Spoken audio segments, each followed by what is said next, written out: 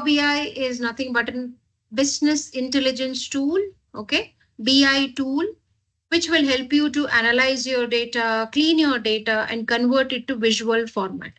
And simple language, if I really want to say this is, it's a visual. I mean, your business intelligence tool definitely, but any data. Say, suppose for example, uh, say your nearby grocery store, every month after month he will have his day-to-day transactions. Earlier time they used to note it down onto a register, right? But nowadays a bit of like people have started the register. I mean, if it's a maybe a not a small grocery store, maybe like a Reliance Geo Mart or some other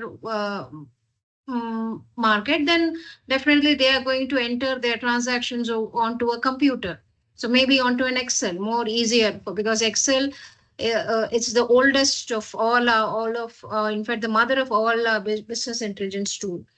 So once you have all your transactions, day to day after day transactions, let's say you I mean, almost say last 1 year or maybe last 6 months, data has been collected. Now, if the like a manager of that particular store wants to know as to which product is getting sold, which product is selling the most, maybe let's say not a single product, they want to know what's the top three or maybe the bottom three, or how the sales are performing. Say 1 year, when is the time the sales is more? Maybe during the weekend, or maybe during the weekday, or maybe during a specific month of a year. Okay, like this, lots of analyzations can be done. Not only that, when I'm saying weekday or weekend, we may even have which time of the day the sales is the highest. People are buying and coming, they are buying more. Which time of the day?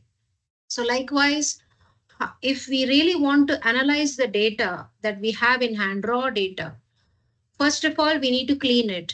Okay, whenever you any software that captures the day-to-day transactions, and it gets and you get the data from that particular software onto an Excel, it's need not be 100% perfectly clean. When I say it's not clean, like it's dirty data, means it could be having some dates, could be a mismatch, some here and there, like your names, the name of the customer, or some invoice ID or some order ID. Here and there, all mismatch could be there. Some like some blank values might be there, erroneous values might be there. So those are, as a collective, those are, many of the values could be missing. We might not really get the data. So all of those are nothing but dirty data. We need to clean them up. So once you have your clean data with you, we could do that in Power Query. It's in fact written over here. I'll come to that. Okay. So once you have your clean data, you are going to visualize it into the whole data. Whatever questions you have in mind or you have been asked to analyze, you can put that same questions onto a report, like onto charts, because charts, graphical representation speaks more than mere figures. Okay. So if I have whatever I'm trying to tell him, maybe from last month to this month, there has been some 25% increase in sales. Okay, instead of saying this by word or by mouth, if I have the same thing onto a graph, it's or onto a chart, it's much more faster. People are going to get the insights from that graph much more faster. Okay, because colors, graphs, they speak more than words or even their figures. Okay, so that's what is a Power BI tool.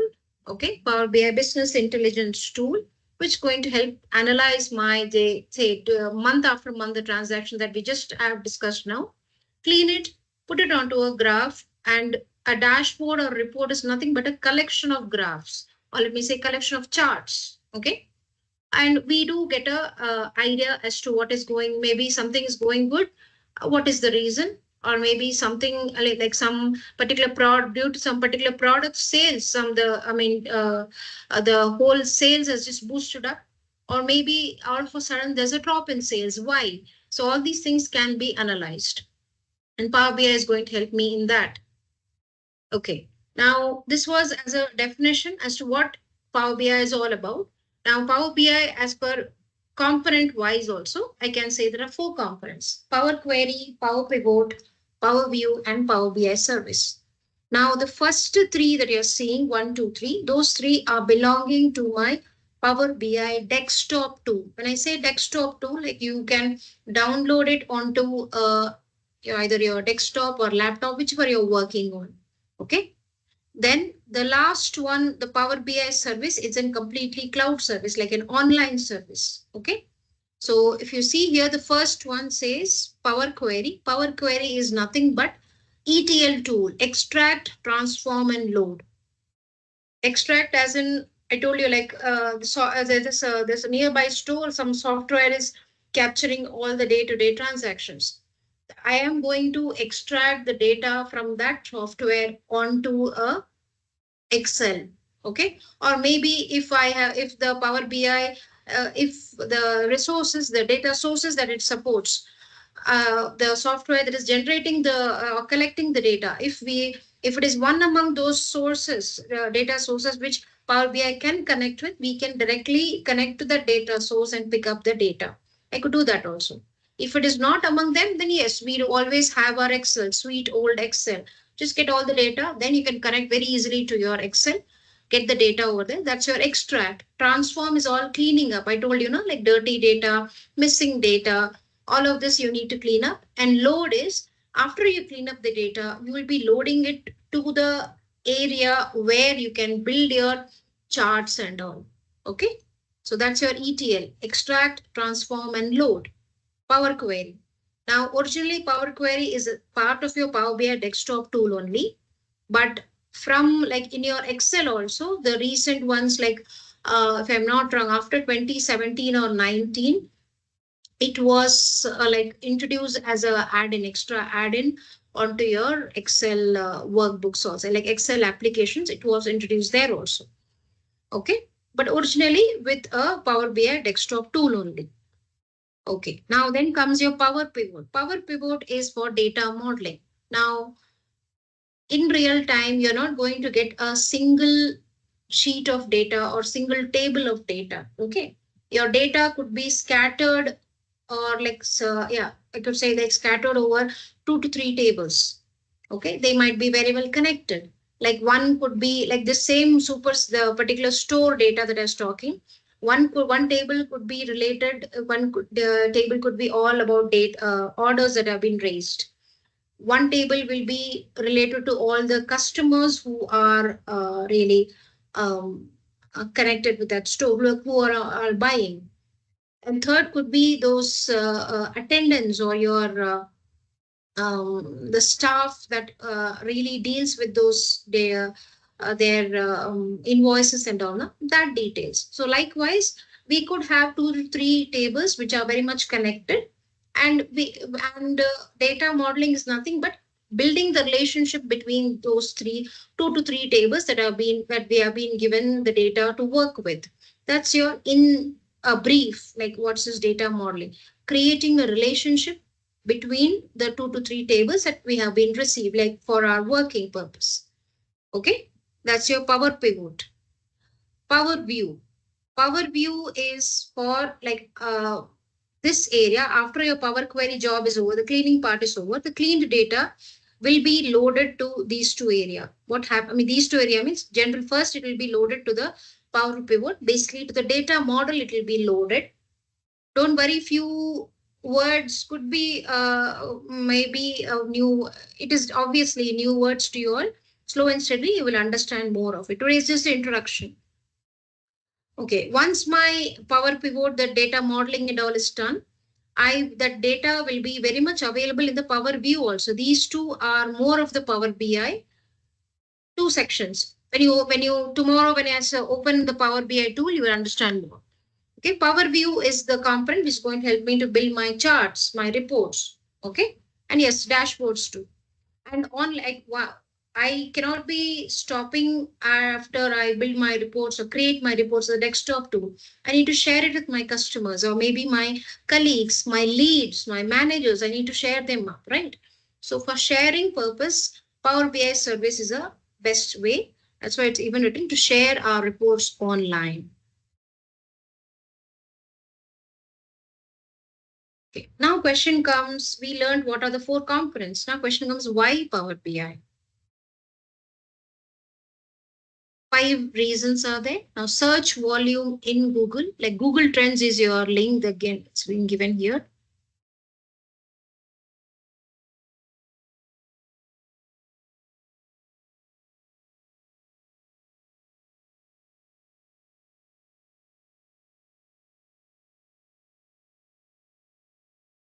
Now, Power BI is a Microsoft product, okay?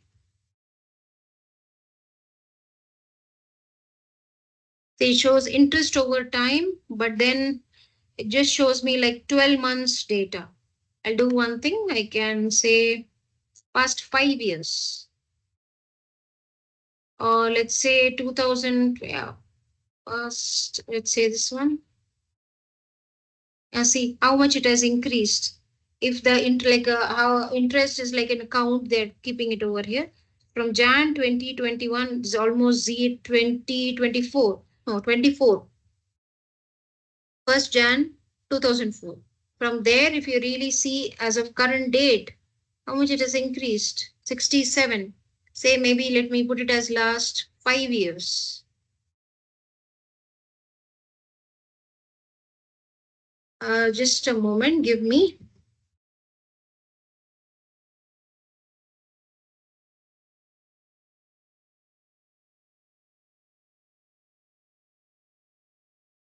Yeah. So the count, if you really see here, from almost how much? Come on. Yeah, 21, let's say. It has gone to almost 67. Now, if I want to compare, like it is for India, now what about worldwide? Yeah, the interest is growing. I am seeing the interest is really growing. It's almost near to 100, right? Now, if we really compare it with other BI tools like Tableau,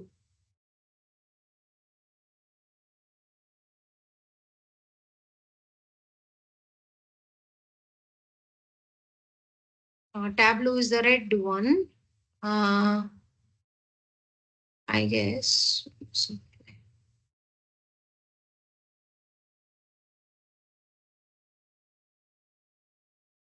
Measure differently. Okay.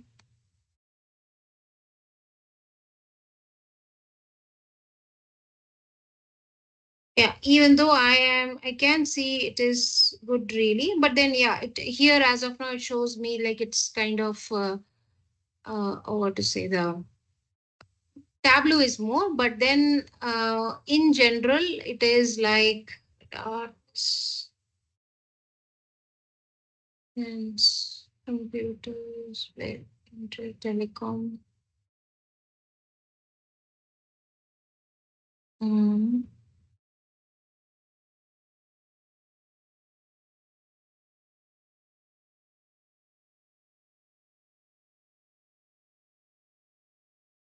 Okay, never mind. At least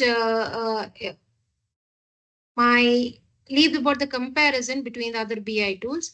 I can at least say the what is it, the Power BI, the interest has really gone up over time. Okay, at least my past 5 years shows me there's an increase in the interest. That's the first reason. Okay, why I might want to learn my Power BI. Okay. Next comes up here as maximum features. The second point, the reason why Power BI. Compared to other BI tools, you can write up to 1,200 different functions in Power BI. Actually, in Power BI, there are two languages. One is your M language. M language is the one which is being used in Power Query, the cleaning area, the data transformation area. And the second one is your DAX functions or the DAX language. M as in doesn't have any full form, but few places they tell it as mashup language. And this DAX language is like your data analysis expressions. DAX language you will be using majorly for your charts and all. For any of the calculations, customized calculations, you will be using at the Power BI area or the Power View area. Okay. So collectively, both these languages together, you can write up to 1,200 different functions you may really write. Also, you can build on like around 280 different charts in Power BI. comparatively to other BI tools is really a good number. Okay, next comes off the cost of Power BI. It's a very important one. Any tool that is being used in a company, first thing is cost effective. Everyone wants to know. Like if say, for example, you are using Tableau, the original software, it comes off with a free version, like a free trial only for 14 days. After that 15th day, it will be paid. And the original software, like, okay, there are other versions, like you may have some public Tableau public, which you could download as a desktop version. You could do that. But yes, maybe not all the features that are being available with the original version, it may not be there, but at least okay, to so overall people can really work on, at least they can use it for their own personal purpose, for educational purpose, maybe like skilling up and all, they can use it. But what about Power BI, since it's a Microsoft product, it doesn't need, like every other company, wherever you go are going to work on, or even if you purchase a new laptop, your Microsoft Office will be very much installed and like pre-installed and given to you. So similarly, from my Microsoft Store itself, I can download this Power BI desktop tool for completely free. Okay, that's what is even written here. See, compared to other BI tools, Power BI is the cheapest in the Gartner Magic Quadrant.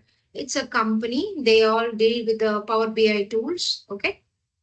Hardly like, oh, okay, if you're really going for some licenses like this Power BI service, okay, desktop tool is free. But what about service? I need to use the service to share in the report with my colleagues and all. That time I need to pay someone. Okay, it does come out with a free version, like free trial. Almost 60 days it comes out. After that, you have to really pay. Okay, that to see hardly $10 per user per month. And yes, in offices, in your organizations and all, obviously they're going to buy in like the subscriptions or the, yeah, it be in a bulk only, right? So obviously the license cost is going to come down. Coming to data connectivity, you can connect to almost 100 different sources like Excel, SQL, Oracle, Big Data, Hadoop, even structured, semi-structured, unstructured data sources also, you can get the data into Power BI. So in terms of data connectivity, it's having a good capability, but great capability. And your Gartner company, Gartner is a company which really it compares various BI tools in the market. So in 2020, Power BI was recognized as a leader on the Gartner 2020 Magic Quadrant for Analytics and Business Intelligence Platform.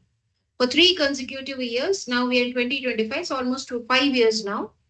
It has been ranked as number one in the quadrant, establishing it as the top platform for its completeness of vision and ability to execute. In the next slide, actually, I've kept that particular one. Just after the class, you just Google it, you will get to know more about this. Okay. In fact, if you see over here, 1 minute, Microsoft, that is Power BI, it's a Microsoft product, no? It's on even above compared to your Tableau. Like ability to execute, how the execution is there, and the completeness of vision. Like from all angles, how effectively I can get my insights. Your Microsoft, that is your Power BI, is at the top level. Now, how Power BI works?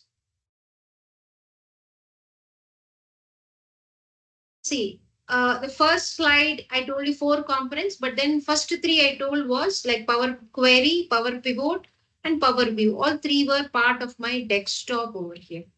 Okay, so I have my resources like data sources. It could be any of these. I have from my Power BI desktop. I'm going to connect to any of these, get the data imported onto the desktop tool.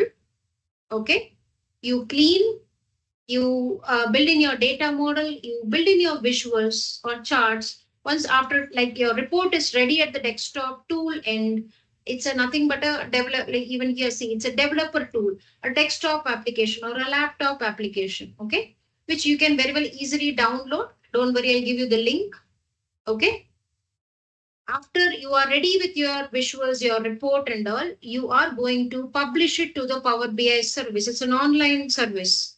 Once you publish it there, from there you can very well share that report to your colleagues, to your manager, to your stakeholder, to your team lead, whoever is going to see the report, you're going to review the report or even consume the report. Maybe some particular team is going to get insights from your report. Even you can send it to them. As a team also you can do that.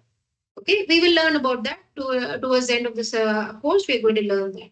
So desktop is a Power BI desktop is a developer tool, and this is an online version. Okay, used for sharing and collaboration. That's how Power BI works. Now, different services, if you see, the desktop is a yes, obviously Windows application. Even if in Mac and all, you can download. If you're using Mac, yes, you have a web app that is your Power BI service. This also you have seen both of these in the previous slide also. It's an online service. You can access by any browser. Doesn't matter like it's an IE or this and all. Not necessary. You can do it from any end. You do have a mobile Power BI, but don't think that this particular desktop tool you're going to get it as a mobile app. No, you're going to get this Power BI service, that particular as a that service as a mobile app. Okay. Yes, you can do it on your, you can download that app, everything done, but you should have a proper ID, like credentials for your service account, then you can see it. But minimal amount of what to say, interactive like work would you could really do there. But if you are really connecting to your web service, the Power BI service from your laptop or desktop, there is more work that you can do. Like you can do some editing and all. But the mobile part doesn't allow you a lot, just for viewing purpose. Like customers who just want to see your report at some time, they are in a report was a place, you're just going to share your report. Maybe they're just going to open it and see. Best for that. Okay, now for the Power BI service itself, the fourth point and fifth point, you have got two different licenses. One is a pro and second one is a premium service. Pro at least comes out with a 60 days trial. After that, it's a paid version. Premium is entirely paid. Pro, I mean, compared to Pro, Premium have got more features. The capacity, like the data, amount of data that Premium can handle is more compared to your Pro. That's just one difference, and lots of other features you will come to know later. Okay. This is the link. Please go to this link and download the desktop tool. Okay. Very much self-explanatory, no hassles. You can just go and download it. Okay. It'll open the Microsoft Store to clean that data. Okay. Now, one more thing, if at all you people remember, I would have told you that you can access Power Query from, although it's primarily belonging to Power BI, part of Power BI, you could even access it from Excel. I would have told you that yesterday. So for that reason only, I have opened a blank Excel workbook for you all. We are in the home tab. I'm going to the data tab. The left hand corner or the left hand corner tab or ribbon, let me say it's ribbon, not tab. Tab is data tab. Your ribbon is get and transform data. So even if you want to import data from various data sources onto Excel, you may do, you have got different options over here. Few are very much given in, like kind of which people might be using quite often. It's given here. You could import the data from a text is notepad. Okay. TXT means notepad. CSV, just a minute.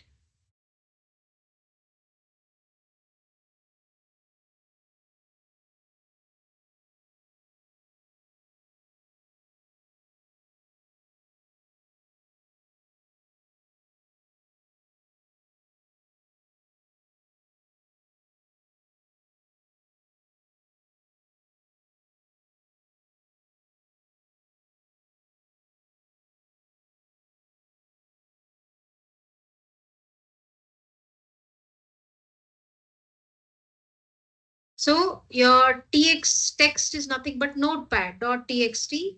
CSV is comma separated values. Your comma separate. It's also like you can in general comma separated values. That particular file is being open through a text like a notepad in general, or even through a notepad plus plus or a text editor, any of those.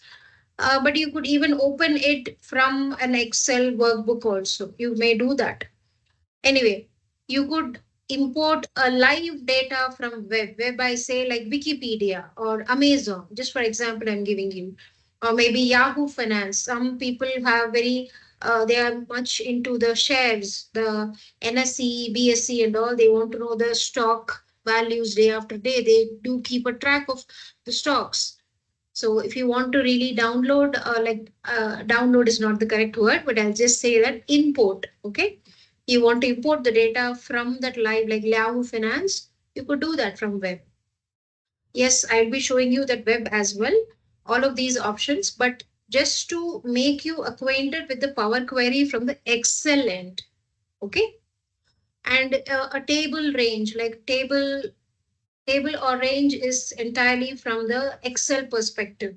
Like Excel data could be given in a range of cells, like a normal, very like you have been given some small table, like a say maybe a matrix kind of format, 2 rows, 3 columns like that. That is a normal range. Or it could be given in an Excel format, like a table format. So all of those are there. Any recent like favorites will be there. No? We any web page we try to open, or we just try to open our Google also. Any whenever we launch our browser onto our laptop, we are going to say, and we do have some favorites, right? So these are your recent sources. If you really click onto it, it will show you all those. Maybe it's going to take some time for me. See, it is right? So if I want to really connect to the same data source that I've been working with, I could like I want to connect to this only. As of now, I could do that. Anyway, that's of the area. These are few options that are given here. Apart from that, you open like get data from file from an Excel workbook. Somewhere Excel workbook is there. You can open your Windows Explorer is going to open up and you will pick up that particular Excel file you want to connect to.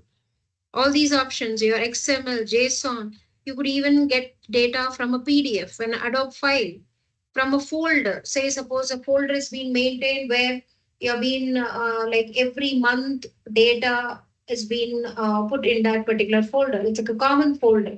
Everyone can access. Okay, you want to access that folder, you want to pick up all the size, maybe all the 12 files.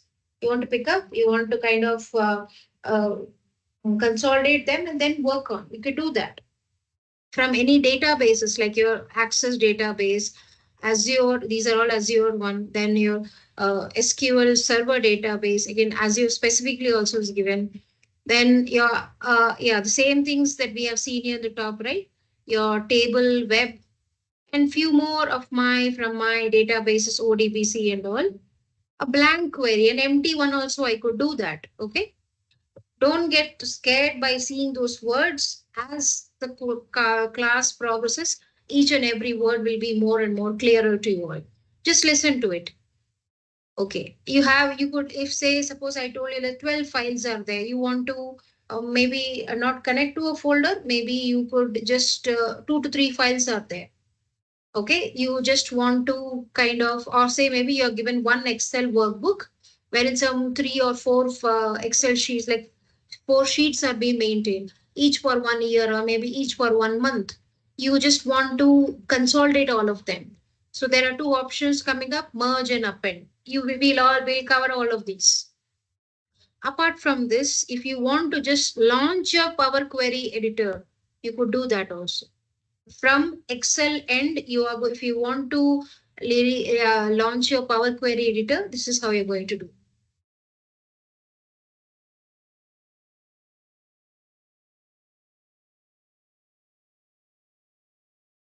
Okay, now as in going for the architecture of this, one thing will be different from like just one slide's difference will be from our Power BI end and our Excel end. Is first is this particular symbol, okay, like that icon. Here it's your Excel icon. There you will see like in your Power BI file, you open that and from there you're going to access your Power Query. You are going to see a like Power BI icon. Rest all are same.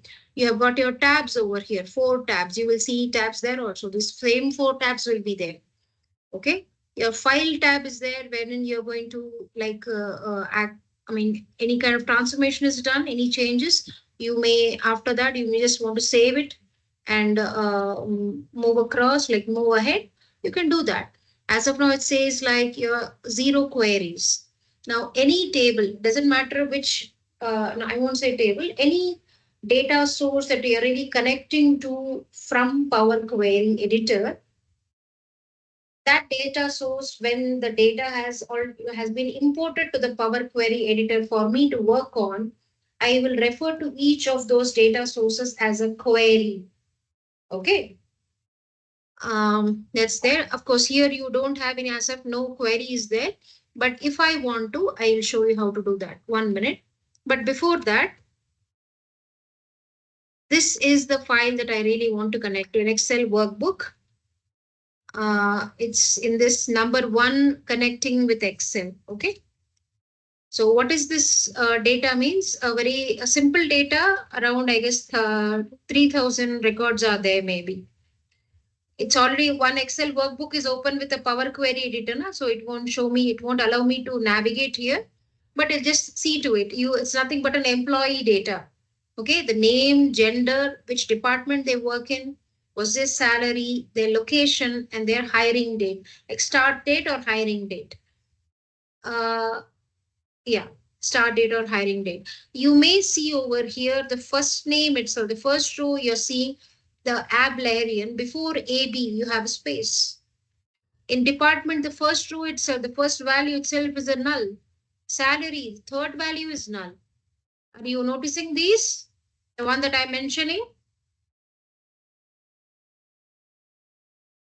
Yes. Yes, ma'am. This Yes. is the these are the I mean these small kind of mismatches, or let me say some null values, missing values, something irrelevant spaces. I need to deal with it. Those are my cleaning thing. Those are my first things for my cleaning. I should clean them, all of these. Only then, after you have your cleaned data, it's better to do an analysis on the clean data rather than doing analysis on the uncleaned.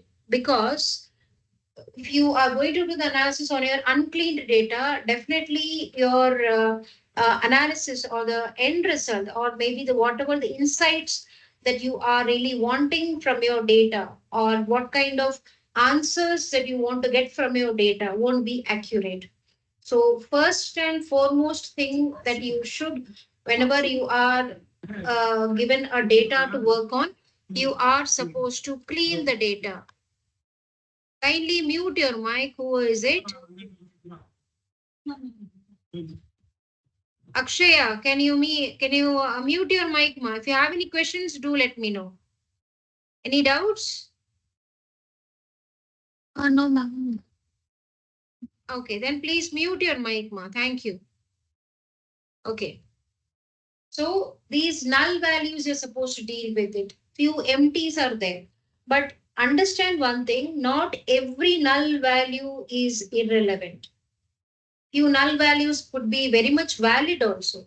For example, I'll give you a small example. You let me know whether that empty value or null value is like it's a relevant one or irrelevant one.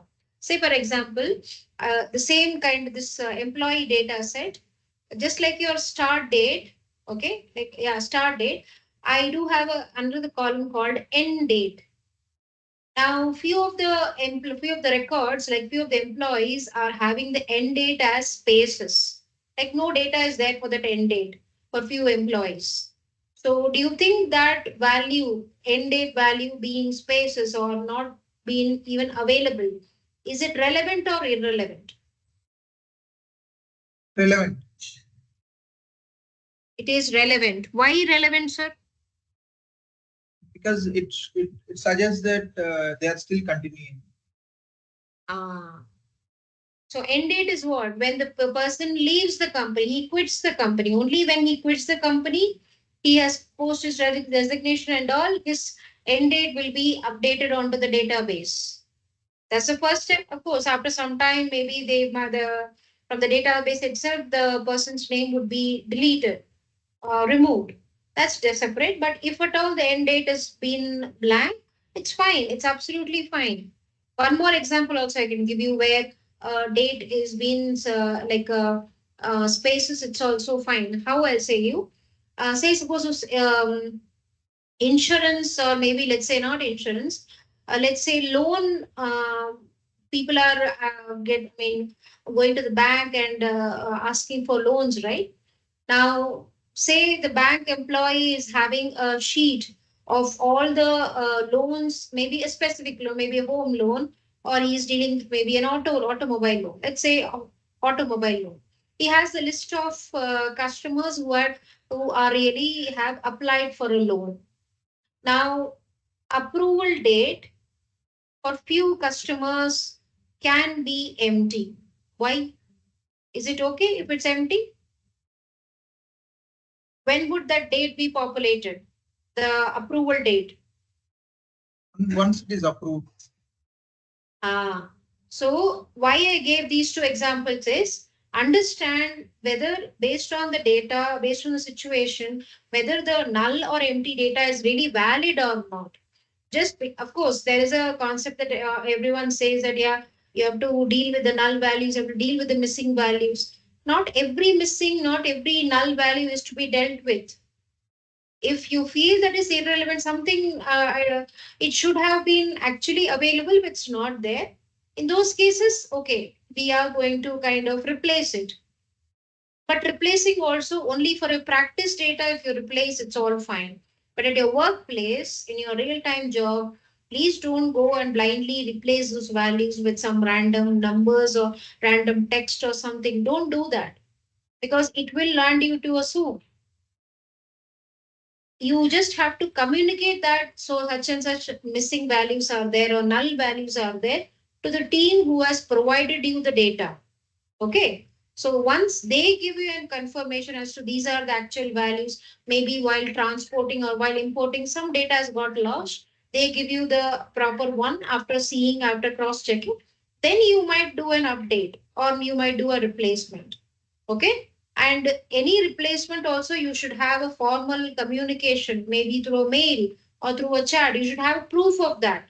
Unless until you have it, you shouldn't go and do the changes on your own. Never. Okay, fine. So this is what I'm going to get connected. Let me close this for now. Maybe it won't allow me. 1 minute. Because my Power Query has been opened here. Na? So let me close this. Okay, now it will allow me to close. Okay, let me do one thing. Instead of launching the Power Query, let me directly come here to from File, Excel Workbook. It will open the Windows Explorer. I have to just locate the Excel workbook that I really want to connect to. It's in my local machine. Okay. For you people, you have to download that particular file from the Google Drive, save it onto your local machine, and then only you're going to connect to your local machine, that file, wherever you have saved it, whichever folder you have saved it. Okay. I'll go to mine. Yeah. Import. It will open. See, wait. It should open a navigator for me. The first step is after I have selected the relevant data source, it will open a navigator screen. This is the navigator screen. It tells me this is the source that you really want to connect. The name of the source has been given here. And under that particular, it's an Excel workbook. No? So it just tells me data. I don't know if you have really noticed that when I opened this particular Excel workbook, the sheet name was data. Okay. And here, as of now, it says on the right hand side, no item selected for preview. Unless and until I select this data, it won't show me the preview. Okay. So I should do that. In case there are multiple sheets, you want to connect to multiple, so that's fine. You just have to click this, like select multiple items. Here, see, checkbox is coming up. Now, likewise, you will, if you have more sheets within the same workbook, just keep on ticking it. They'll all get selected. You can, one by one, you can see the preview. Now, first of all, to see the preview, you have to select the data. Moreover, previously, you would have the same three buttons. they except your cancel, rest two would have been in kind of grayed out manner. Okay, you wouldn't have been a, although you can see the button, but in grayed out format. So the moment they're really selecting it, you will get these options: load, transform data. Transform data will really connect you to the Power Query editor. Load is directly it will take you to the Power BI. But here it's not the Power BI. It will directly like it will put it directly onto your Excel. No cleaning will be done. Unclean data will come to your Excel. That's not recommended. So first option over here, you are supposed to do the current transform data. Okay. See, Power Query editor is only opening. Earlier, when we had launched this particular Power Query editor, here the queries was zero because no data was really imported. But now I have imported the data from an Excel workbook. The sheet name is data. Okay. Anyway, I'll refresh it. It is how, if you have a data, it will look like this only. Okay. Your tabs, many of the tabs, the options over here are very much active now. You're kind of live, you will be able to use them. Okay. You will, I mean, I'll say a better word, you will be able to apply those features onto this data over here. Okay. Same for your tabs you're going to see. Okay. On to the, this is obviously data you can very well make out. I'll come to this in a bit. But what about here, right hand side, the query settings, the name of the file. Okay. And I won't say even name of the file, that particular table. It could be the Excel sheet, Excel workbook can have data in two formats. I don't know if you are well versed with Excel. The ones who are well versed with Excel, they'll understand what's a table, what's a range of cells. Okay. Either of the ways, but slowly, if even if you don't have knowledge, no, not an issue. With our each and every day, you will understand how, I mean, the particular icon will really make you understand that it's a table or a sheet. Anyway, that's the name. You can edit that name. It's always suggested to give a customized name, a name.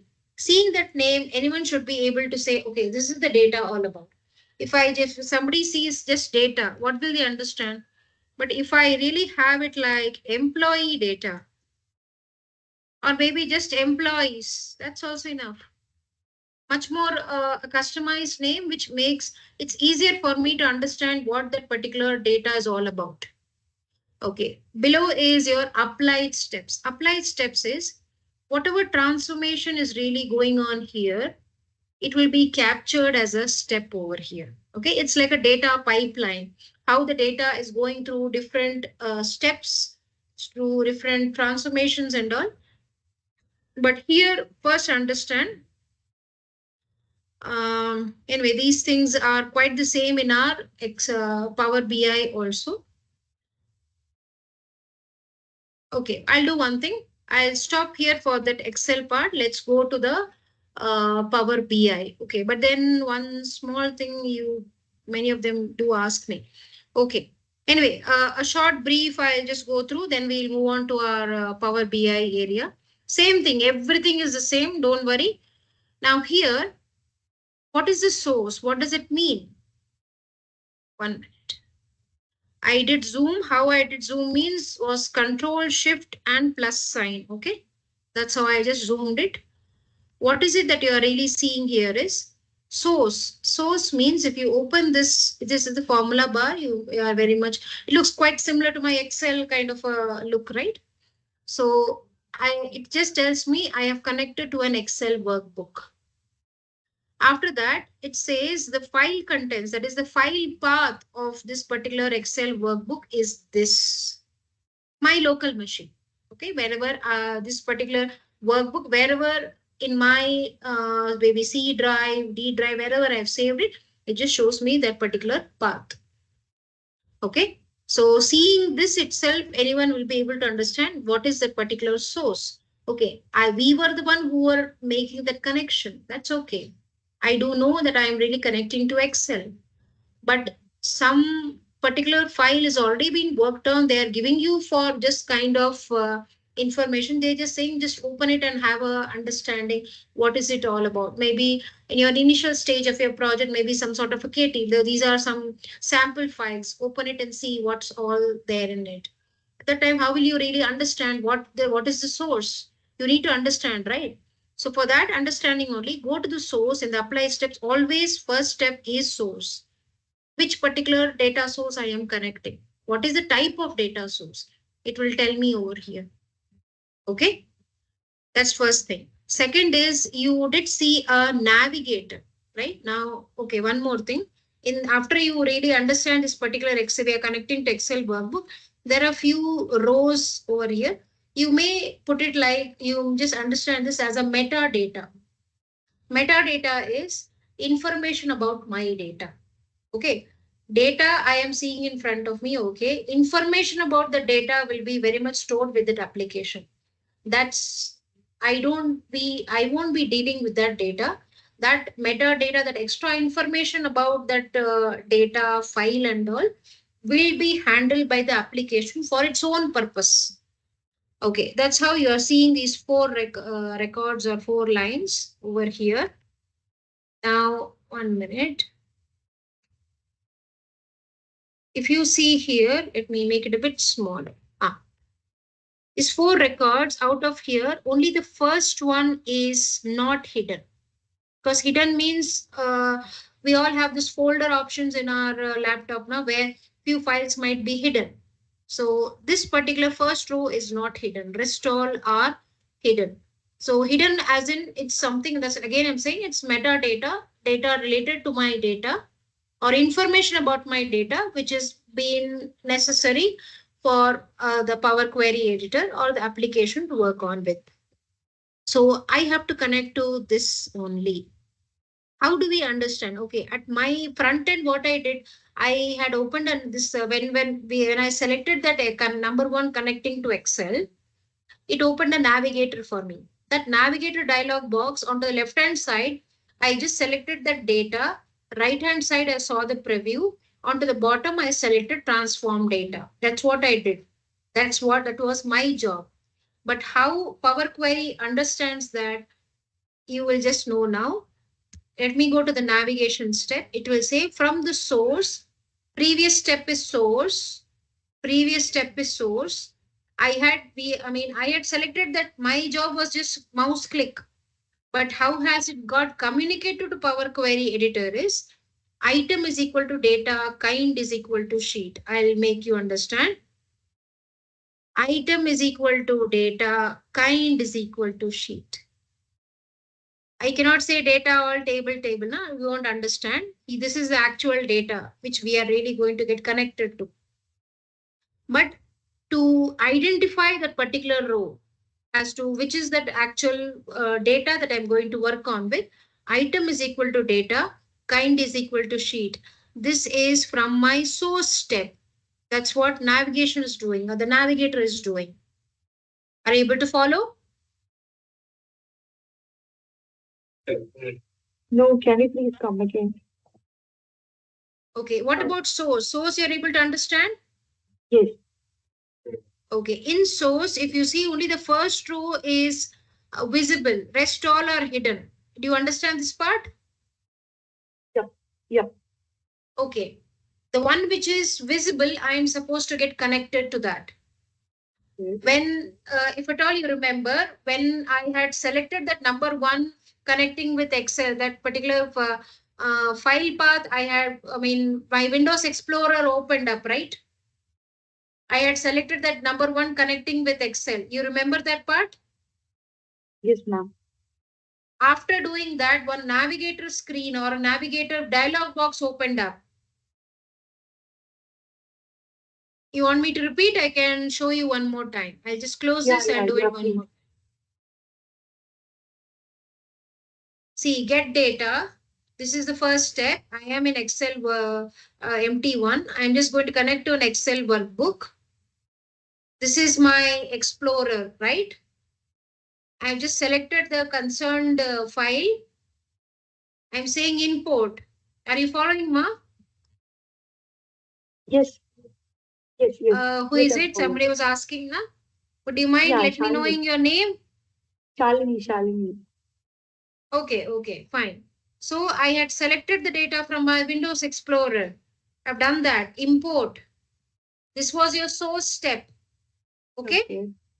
Navigator has opened up. This is the second step, navigation. Okay. In here, I'm in this particular Excel workbook, only one sheet of data is there. So this, the one which I am doing with my mouse, I've just selected the one called data. This is what that navigation is doing. I am on my front end, I'm just selecting that sheet of data. Okay. But how does that, even that small mouse click is being identified or when communicated to the Power Query editor means it will see that first row which is not hidden, which is visible. It was telling me that your table is something was like item is sheet. 1 minute, ma. I'll come to transform data. Just a moment. Yeah, see, item is equal to data, kind is equal to sheet. This first row, ma. Got it? I Yeah, had yes, done ma'am. on that navigator screen or navigator dialog box. My job was just to select that data. That was my Okay. job. Mouse click. But I'm the front end, we are doing a mouse click. But how is that communicated to Power Query Editor? Through this. It is just identifying the first row is not hidden. It's very much visible. But even how to identify, like, okay, it could have told like hidden is equal to false. But how to pick up that row or how to identify that row? It has told like item is equal to data and kind is equal to sheet. Item is equal to data, kind is equal to sheet. From my previous step, which is source. Got it? Now? Yes, ma'am. Yes. Please, I'm clear. Okay. Shall I move on now? Yeah, please. Okay. Now, one thing everyone please notice here. I am in the second step, right? Navigation. I am seeing here my first two records or first two rows. In column one, it says first of all, the column headers are not correct. It just says column 1, 2, and 3. Ideally, what should have been there in that column headers area? Name, gender, department, right? Salary, location, and those should have been there. But my Excel workbook, purposefully only, first two rows have been kept as blank. Initially, it was written like Power Query. This whole of that row is all blank, like spaces. And the last one, it has been written like example #1. Second row is entirely spaces. Now, whatever is spaces or blank at my Excel workbook, when it gets loaded to the Power Query editor, it's been loaded as null. Okay? Blank or spaces, it gets loaded as null to my Power Query editor. That's first thing. I should get rid of these two records or these two top rows. It's not necessary. It's not a relevant data for me. Okay, for that only, the step is called promoted headers. Okay, first that's the name of it. But if I go to the promoted headers, what it does, my first of all, promoted headers means whichever is the first row, Power Query doesn't understand it's a relevant or not. I understand whether it's relevant or not. Okay, I have to give instructions to Power Query editor the proper way. It's just like we all say, na, computer has to be dealt with. It's not human. We are human. We understand things. We have to give proper commands to my computer so that it works in a proper manner. Similar way, I do understand that my first two rows are irrelevant. Actually, my third row should have been in the headers position. Am I right? Yes. Although it has applied on its own promoted headers step, it is wrong. First, do you understand why it is wrong? Everyone.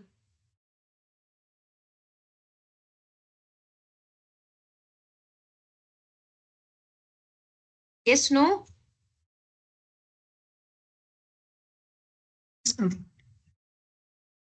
Okay.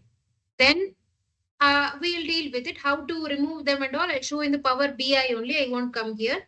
But just I want to make you all understand with a few basic things over here. And whenever the promoted headers, like just understand the meaning, na? Promoted, even don't have to memorize. Just see the words, understand the basic meaning. Promoted header, like promotion of my headers. It's going my first row, whichever is there in my data as my first row, that's going to get promoted to the headers position. And in Power Query Editor, whenever you are going to apply promoted headers, whether you do that particular step, you apply that step, or Power Query on its own, like in this time, like now when I got connected to this, connecting to Excel number one, it has applied this promoted headers on its own. Whether I do it or Power Query Editor does it, your change type step will be applied on its own. Like those are like BFFs. Okay. Whenever that promoted headers will be applied, automatically change type. Change type is what? Just see here. It's all ABC 123. ABC 123 is your general. Okay. Yeah, general data type.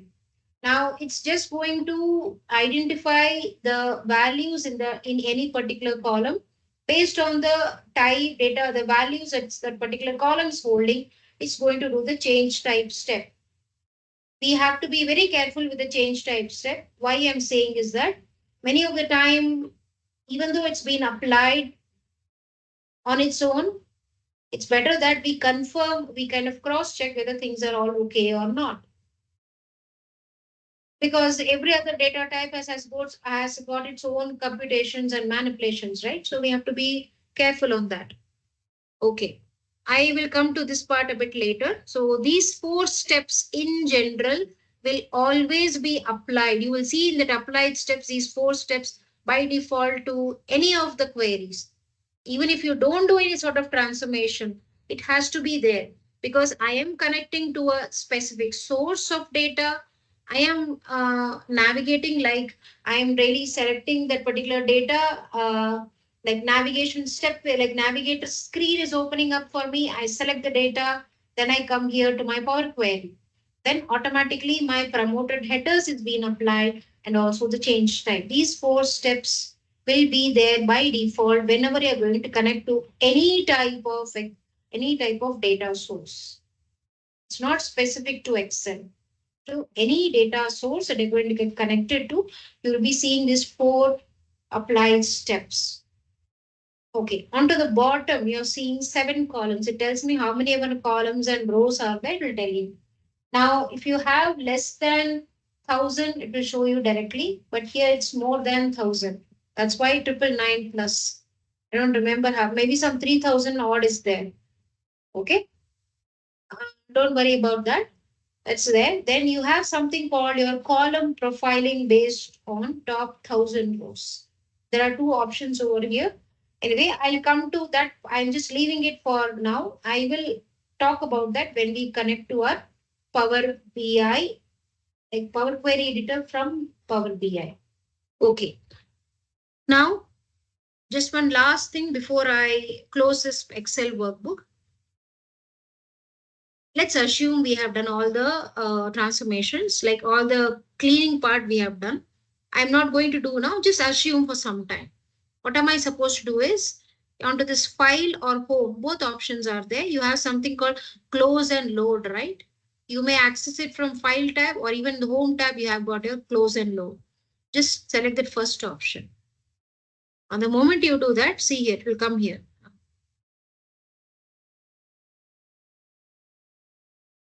Give it some moment. See.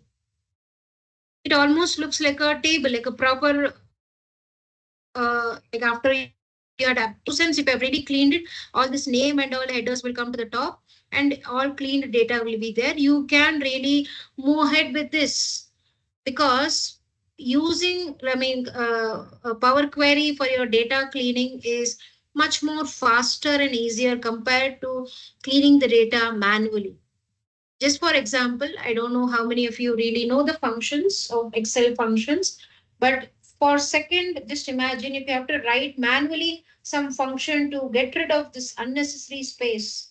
and you have to really apply that for each and every column. That's going to take a good time of yours. But instead of that, if you're really connecting to Power Query and doing the transformations, it will be much more faster. Job will be very much, easier. Your efforts will be very much less. Maybe you may not be able to understand the weightage of what I'm trying to tell you now. Maybe after our 10 to 15 classes of our Power Query, you will definitely understand what I'm trying to say. In Excellent, it will look like this only. Your queries, where it says the sheet, how many rows are there. Okay. Connections, 1 minute.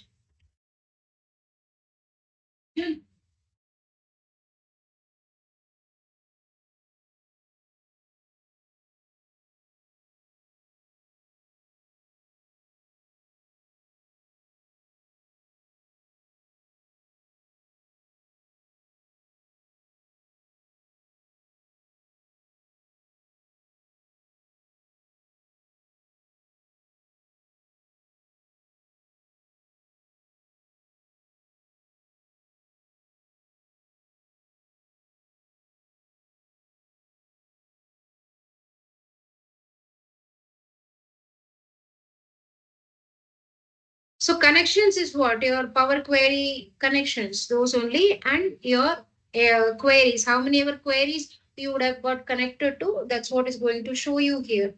At times, what you can do is right click, see here. If you want to go back to your Power Query editor, just, array, now, if you just hover your mouse over that particular query, you will see here all of this. If you want to open your Power Query, means just come here, edit, it will open your Power Query editor. Or else right click, edit will also take you to the Power Query editor. If at all you want to load to a pivot table, that's also possible. Okay, pivot table, you may create a pivot chart or just a connection, because connection, if it's there, you may load it to a table, you might load it to a like a Excel table or a pivot table, pivot chart. You can do that all later, no issues at all. You can even add this particular data to a data model. You will understand this bit later. I won't come here as of now. Today itself I won't go there. So at Excellent, this is how Power Query Editor looks like. How you're going to deal with it, it looks very much similar to this. I won't say it's very much similar. It is like this only. All good?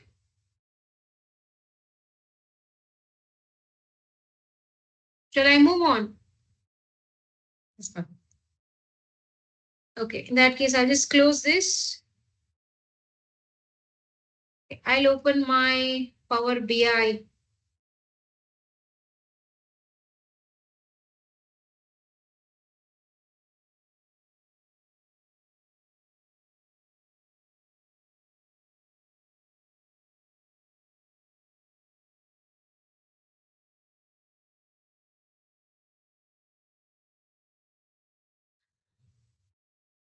See, home, as in you're seeing very much like you could blank report. It will open a blank one. Anyway, it has opened already a blank one only for you all. Blank one only. Since it's blank, the same get data, you are going to see it over here also. This is your Power BI data. You may use this same way, like you have your file, then wait, home, various tabs are there which you are going to really use them for different purposes. This is your main canvas area where you're going to, like, after you get connected to a data, you clean it in your Power Query editor. And after the once the clean data are loading to this Power BI area, you can use these icons to build in your charts, your reports, basically your visuals. Okay. Just a small overview. You have got 3 panes over here. PANE, pane. Filters, filters pane, visualization pane, and your data pane. As of now, data is not showing you here because you have really not got connected to any data. It's empty. You may connect to data through various options are there. You have like various like here you have get data. You might connect from here also. It gives me 2 to 3 options by default. You could go from here also. But compared to Excellent, you will have more like accessibility. Yesterday also we saw more than 100 data sources we can really connect to. So if I open this get data, see here, Excel workbook, your Power BI semantic models means you won't understand what a semantic model as of now. But then you have an online service, a Power BI service, right? So whenever you are going to publish any report of yours to the online service, it just gets loaded as 2 objects. One is your actual report, your visualizations and all. Another is nothing but your data, the tables, the columns, and something called your data model also. Whole package. The package is called your Power BI semantic models. You could given connect to one, maybe not yours. Maybe some colleague of yours or your team lead has worked on it. He is just sharing your his or her semantic model. You can connect to that also. Few more data flows are all related to your fabric area and all. We'll come to that later. You have your SQL server you can connect to. I don't have access to one. If I had, I would have shown you. Your text, like your notepad, CSV, web, okay, any website, blank data feed, then blank query also. You can write some manual functions, you may write it, or any DAX functions, any manual functions you may really write to create one of your own. To do that, then if you really go to this more, you will see more of it. More actually means more.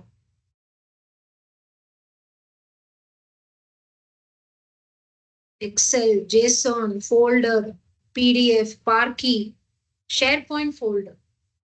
SharePoint folder also, you may put your Excel files or PDF files and all. You may put it onto the SharePoint portal and you may access that particular SharePoint portal from here also. You could do that. But please understand, SharePoint you could access from your Teams app.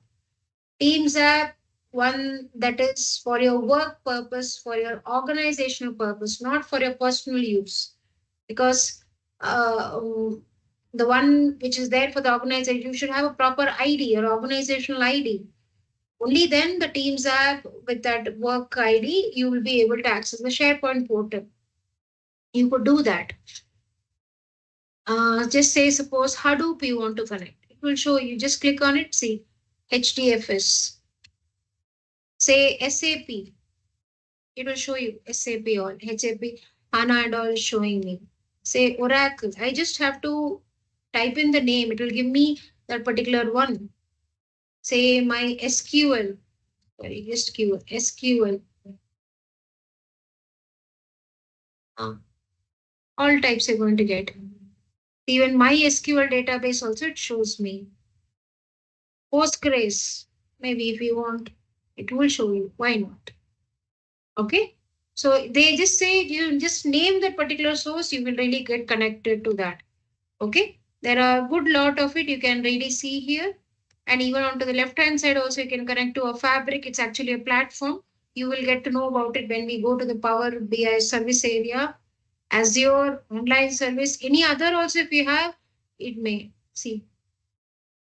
Okay.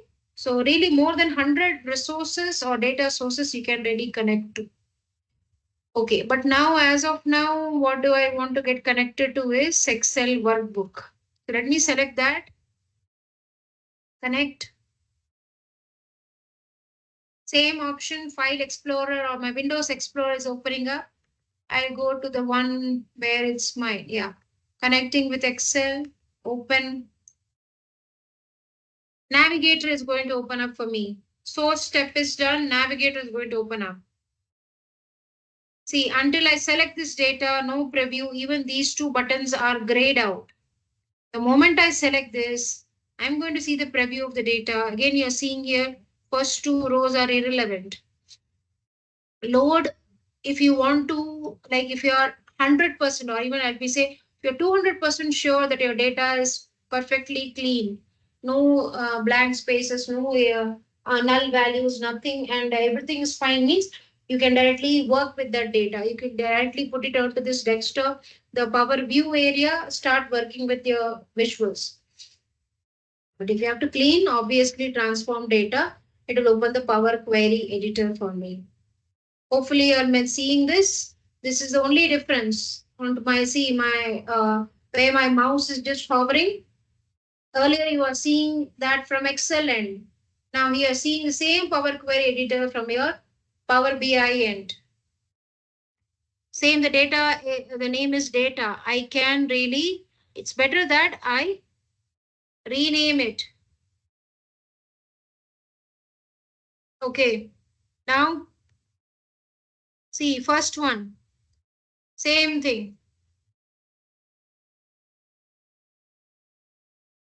Sorry, yeah. Only the first record or first row is hidden. Sorry, it's not hidden, it's visible to me. But then source step, it's all about which source, data source I'm really connecting to. And as of now, the current file path is being mentioned here.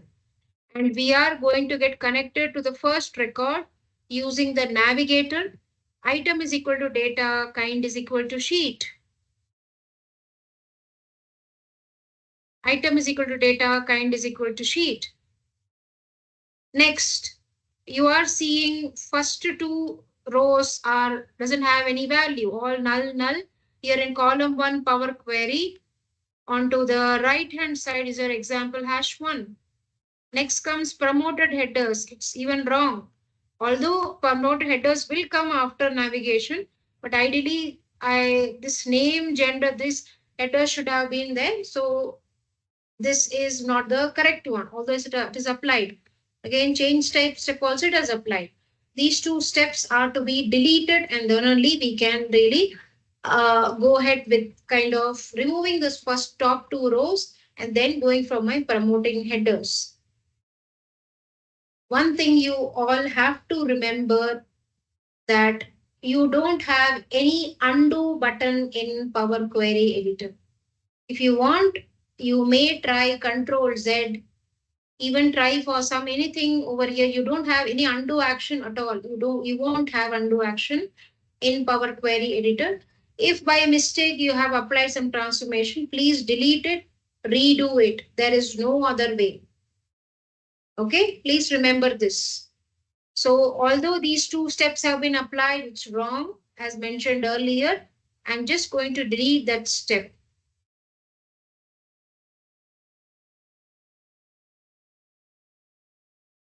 So first two steps we are over here. Okay, first thing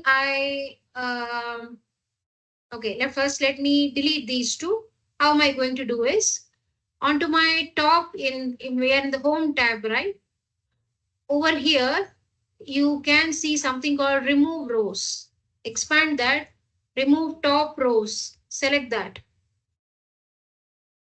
Number of rows to be removed from top is just 2. I mention 2 and say OK. My top 2 rows are removed. Now, whatever you are seeing here, maybe when we are seeing source as excel.workbook, navigation we are seeing source and within brackets few things are mentioned. Over here in the third step, remove top rows, the mentioned step name is mentioned as remove top rows, but here it's nothing but my M language is being written in the background. Okay, so whatever transformation or whatever changes you're going to do with your mouse click, automatically in the background, I'm doing something in the foreground, all good. But in the background, M language is being written, the functions are being written. Okay, what is it doing? From the table, it's skipping, it's supposed to skip 2 rows. The 2 is over here. Okay, once we are done with this, we are seeing here my first row is actually my header row, right? So now I can, we are in this one, let me click outside. Okay.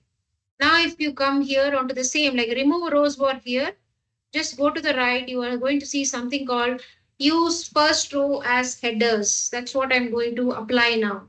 Two options are there. Either you apply the first row as headers or maybe the headers has got some actual record. Headers are not available. Just my header at the header position, actual record is there. You may use the second option, but first option is more frequently used. Second is very rarely. You may use this option over here, or else if you go to the transform tab, you will see it under the second option also. You may choose either of the options over here. Okay, just select that. Promoted headers has been applied. And as I told you, change type step will be always like a BFF along with my promoted headers.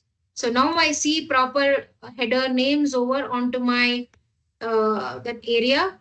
Not only that, I am seeing some change type. The data type has been changed. Okay, name, gender, department, all three are text. All good. Now, just if you click on this ABC, no right click, nothing, just a simple mouse click, you do that. You're going to see all data types that are being supported by Power BI. Okay. Or let me say over here till now, let me say it's Power Query.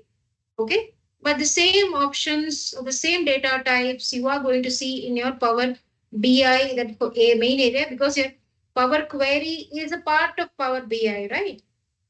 Although it looks like they are different, but yes, maybe even they are used for different purposes. I agree that. But same data types have been there. We'll come to that in detail tomorrow. Okay. But then, yes, these three are my text. So ABC, here salary, it's in a decimal, right? So if I click on it, see decimal number.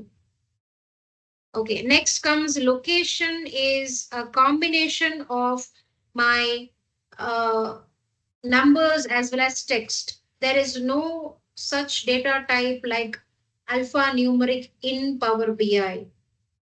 Okay, either text or numbers. Okay, there is no alphanumeric, not a combination. It will always be ABC only here.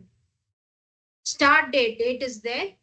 And my last column is in fact all null over here. Even if I do load more, everything null. So it's better that I remove this particular column. Right click, remove. Also done. Okay. I'll stop here. Okay.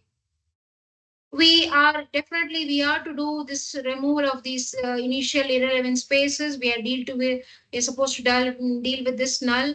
If you come to gender, you will see two males, null and all you'll see.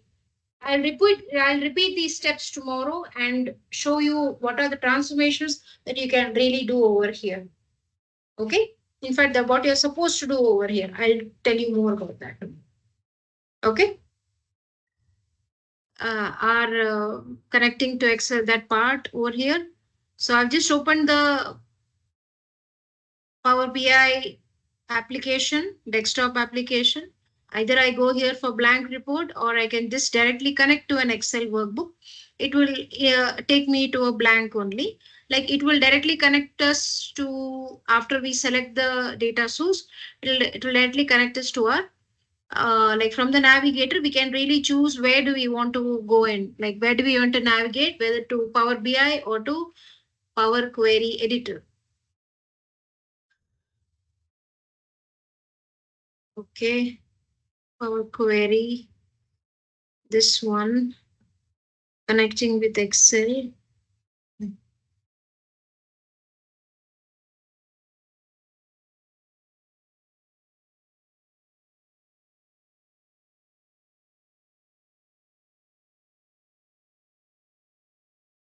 I've selected the data. I can see the preview.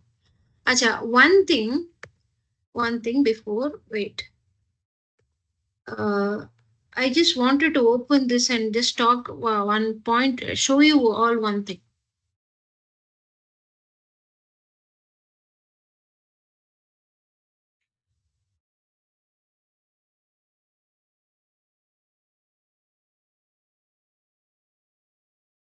Okay. In this particular file, the Excel workbook, are you people really seeing the first two rows are not necessary for that data set? And this is the reason I had actually used that remove top two rows yesterday. Yes? You people are clear on this? The reason for removing the top two rows. Yes? No?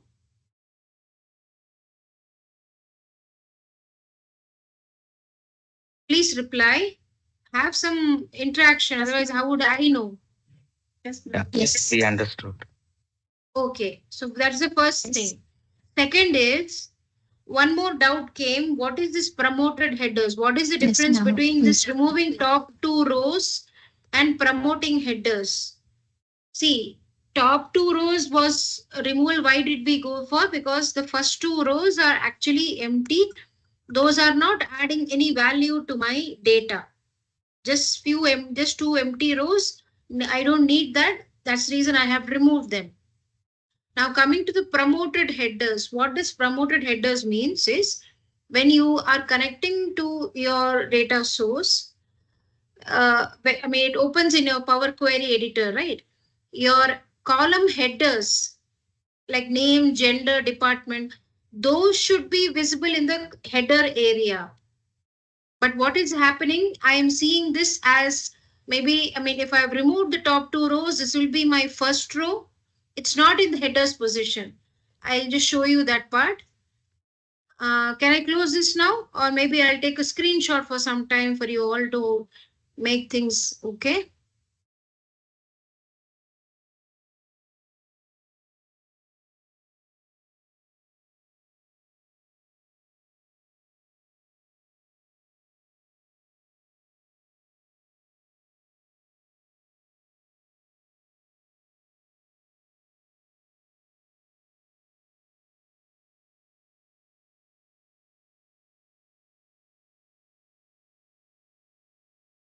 So I'll close this.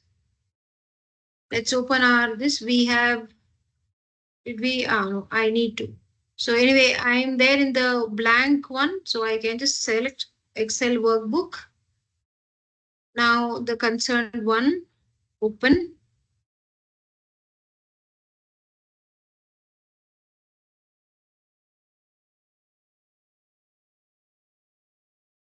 Okay, my navigator is opening. Like till the navigator opens, our source step is really done. Now the navigation step is really going on. So, okay, when I select this transform data, now here it's also you are very much able to see. See here, I'll make it smaller. What would be promoted headers is your name, gender, department should come over here. The place where you're seeing Power Query, column 2, column 3, column 4. It should actually be visible like that. Anyway, I'll do that also for you. I've gone to transform data, so it's going to open the Power Query editor for me.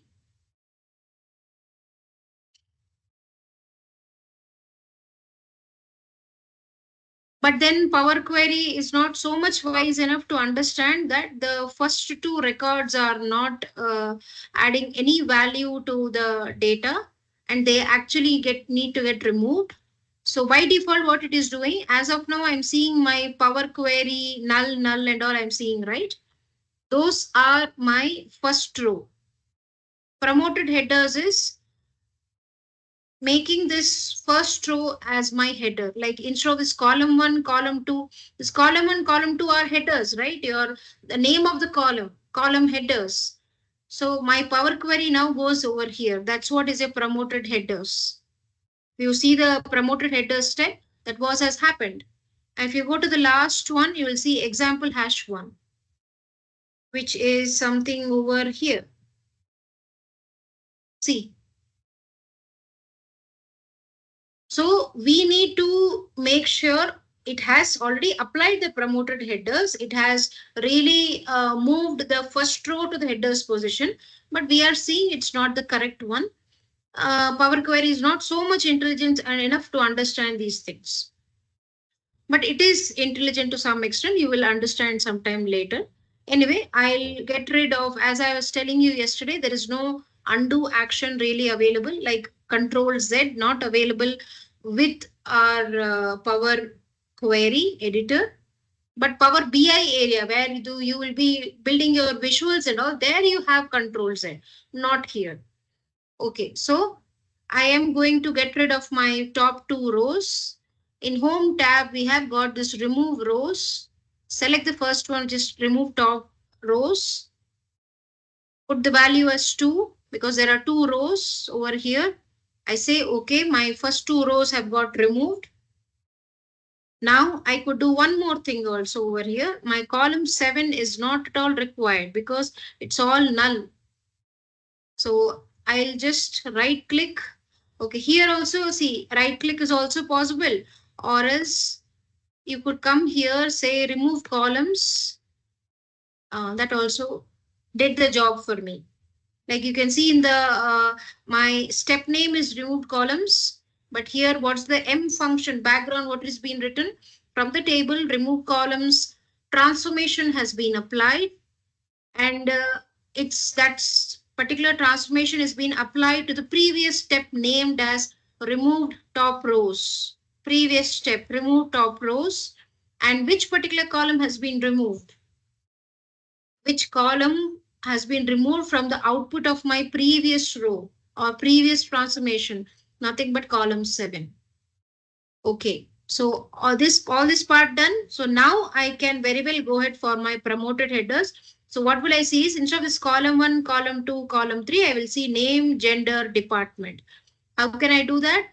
See, this option is there very much in my home tab and also in my transform tab. You could use either of them.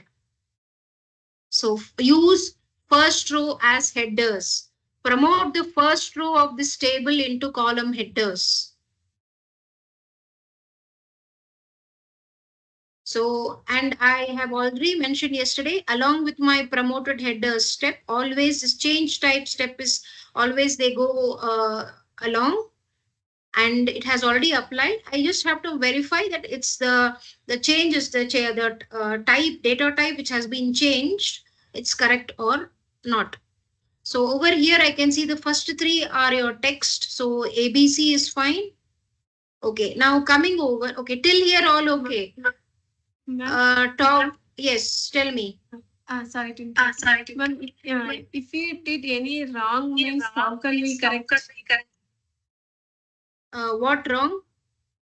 Like if we did any wrong step, like promoter headers, there also if we did any wrong step means how can we Just have correct? to delete the step. There is no undo option in Power Query Editor. You have to delete and redo, ma. Oh, okay. You have to just delete the wrong step, whatever you have done. Then apply the proper one. That's it. Oh, or the correct one. Okay, no. That's it. Oh. Okay. Coming over here. Okay. Now top rows and your promoted headers. Is it clear for everyone? Yes, ma'am. Yes. Okay. Now, I was telling about the data types. I told I will be talking about that tomorrow. Let's see what is it. Just have to click on that ABC. Okay. Just a mouse click. First one says, I see, first basic one thing always remember, any application or any, at least the BI tools, basic three data types will always be there. Number, text, and date. Okay. Date, okay, you could have a short date, long date. You could have, see, short date, long date. Okay, here short date and long date are not there. That short date, long date you will see in your Power BI. If you have a knowledge of Excel, you will know what is short date, long date. Short date is nothing but your like DD, MM, YY, like 4 Ys, right? All of them are numerals or numerics. But long date will be your month part will be in name. Like instead we are in August month, right? So this 0708-2025 is your short date. Same 07 August 2025 will be long date. Okay, just the small difference. In short date has got the month number and a long date has got a month name. Now, many times along with the date, we are being given time also. That's why this date and time, okay, date time together.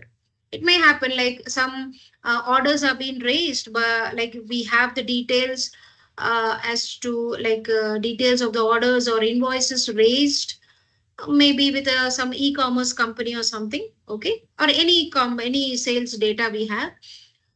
They are really recording time wise, like when the order was raised, what was the time also, they are really recording. So at that time you will have this date and time combination. Then separately date, separately time is also possible. Okay, date, time, and time zone. We are in IST. You have your PCT, Pacific time.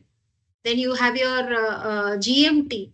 Okay, GMT. I mean GMT plus 5:30 hours is your, when 5.5 hours is your IST, right? So I mean every other year we have different time zones, right? So if your data you're getting in such a form that the time zone is also included, then date, time, and time zone.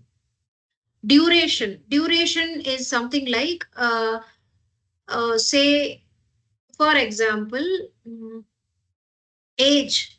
Okay, you have your date of birth for few members is being given to you, and you're wanting to calculate the age of all those persons.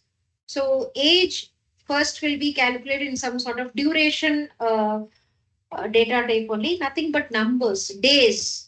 The duration could be days, years, and all. It will be a combination of that. We could alter that. Okay.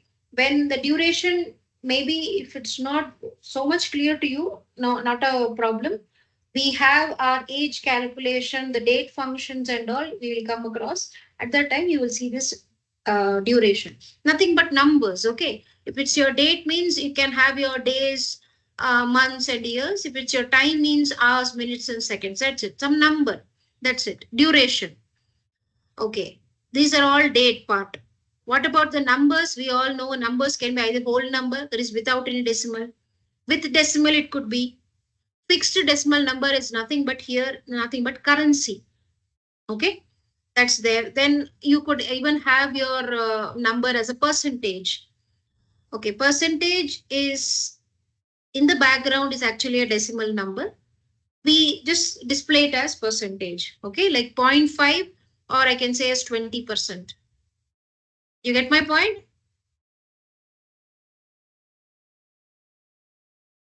Can we say 0.5 as 20%? Okay. Then comes your text.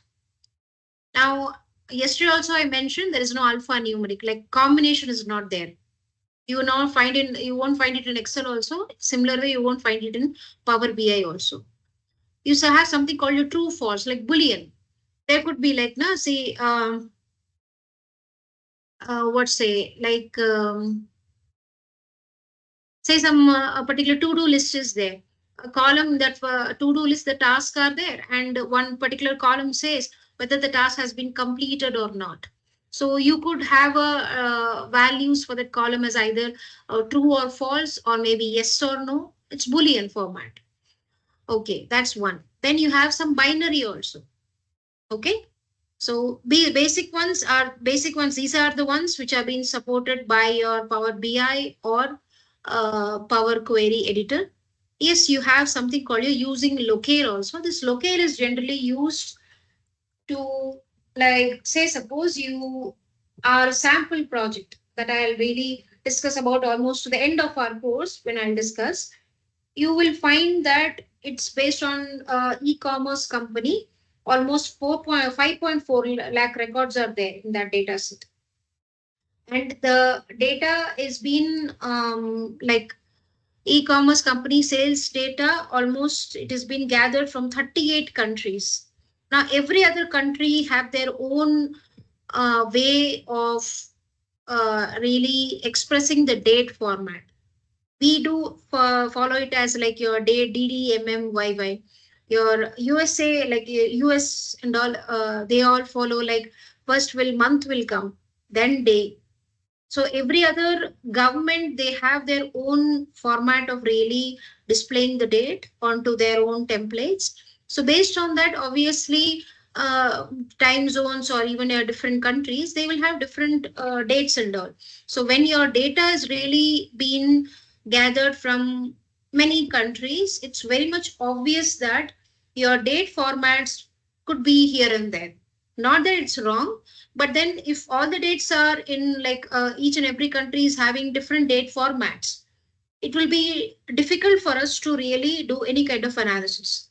At that time, it's better that we bring all the dates into a same platform or a same format, which will really help us to go ahead for a easier analysis. At that time, this using locale will come. So when we are really doing the sample project, I'll show you how this using locale is really being helpful. Okay, now coming over here, the first three are text, so ABC is fine. Salary, you are really seeing it's a numerical, but then with a decimal, you can really opt for two types of data change type. Either decimal number is okay, or else you can even go for fixed decimal also. See here, if I change it to fixed decimal, it will just say, see, it is asking whether you have already applied this particular step. If you open our formula bar, see here, it's applying the column type transformations. Okay, transform column types, that's the function on the table. And if that particular transformation is been applied to the output of the previous step. Previous step is promoted headers. What are the change? What are the types it is really applying? For the name column, it's applying as text, gender as text, department as type text, then salary as number. That's why you're 1.2. Then again, location as text, and your start date, the last one, sixth column as your date. So it is just telling that already the changed type step transformation has already been applied. So do you want to kind of replace the current one? It will like override this. You will just see it now. If I select this, you could either go in for a new step. It will come like change type 1, or is the existing one is also possible. And see here, it's not salary type number. It's a salary currency dot type. Okay. Did you notice this?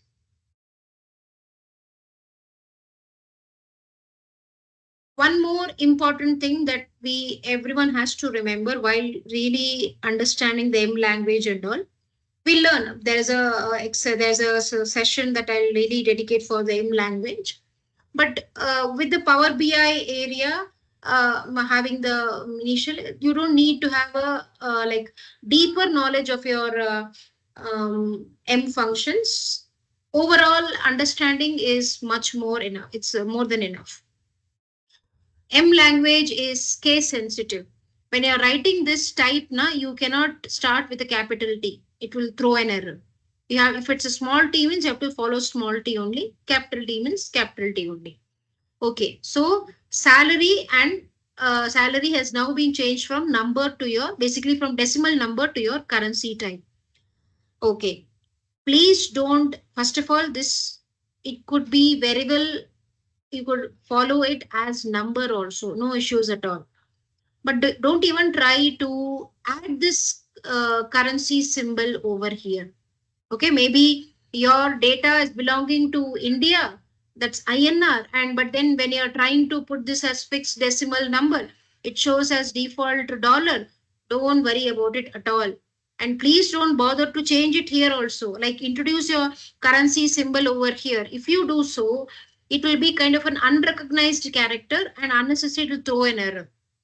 Especially when you're trying to load this onto your Power BI, it's definitely going to throw an error.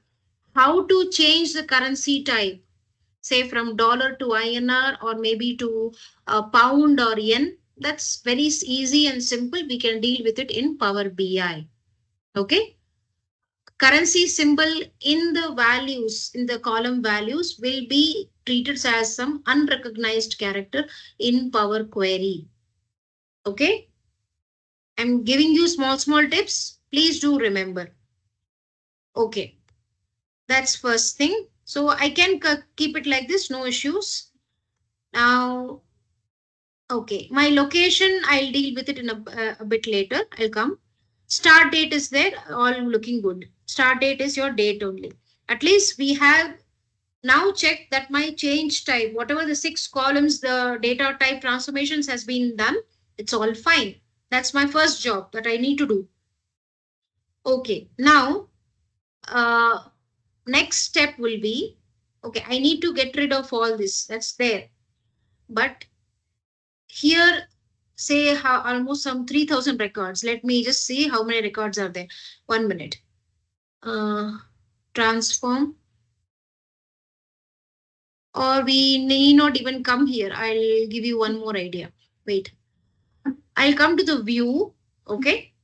From home tab, I've come to view. There are 3 options over here, 3 checkboxes. Just really important. Okay.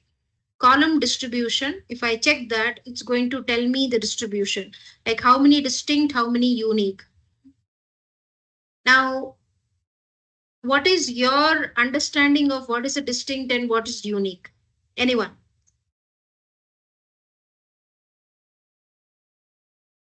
It's okay. Even if you're wrong, no issues.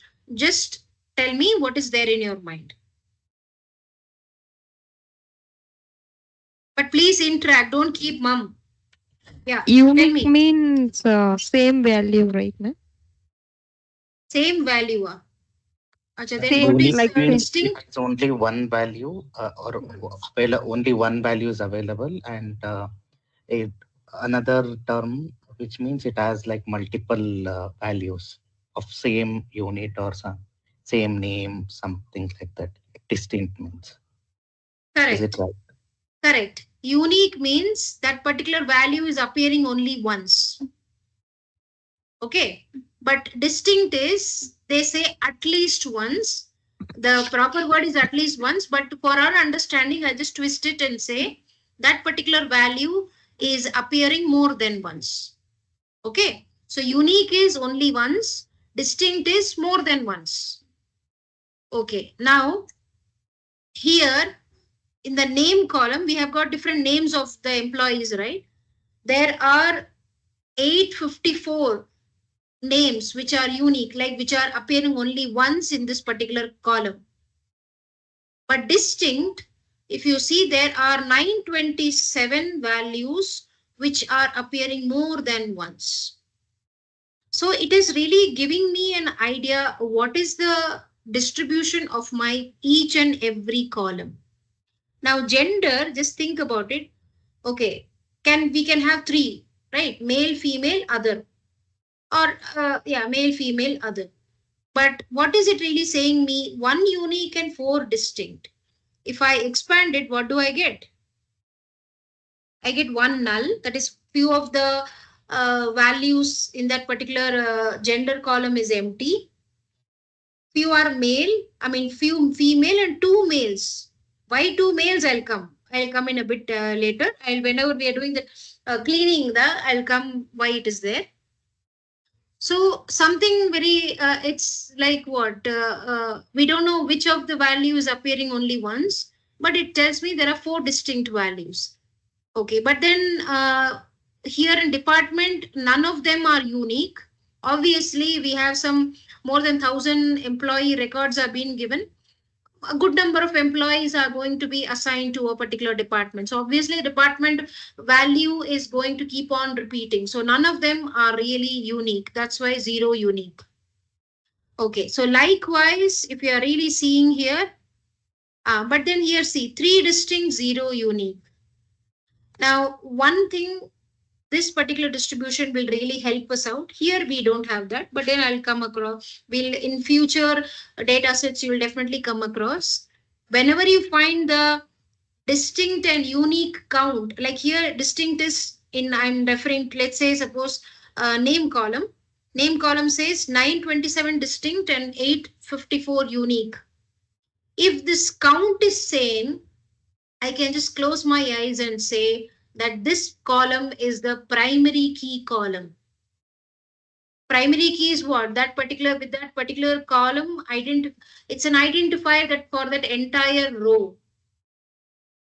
Okay? Do you get my point? You hopefully all know what's a primary key. Primary key each of that value will be appearing only once in that column, and that primary key, each of the value is an identifier for that entire row. Okay, that is first thing. That's your column distribution. Next, in fact, if you really come here, every other time when I was coming, it is showing me something. Okay, less than 1%, that is 4 count is distinct, 1 is unique, and all it's telling me a whole lot of things it is telling me. Okay, then if I come to column profiling is nothing but it's going to tell me statistics.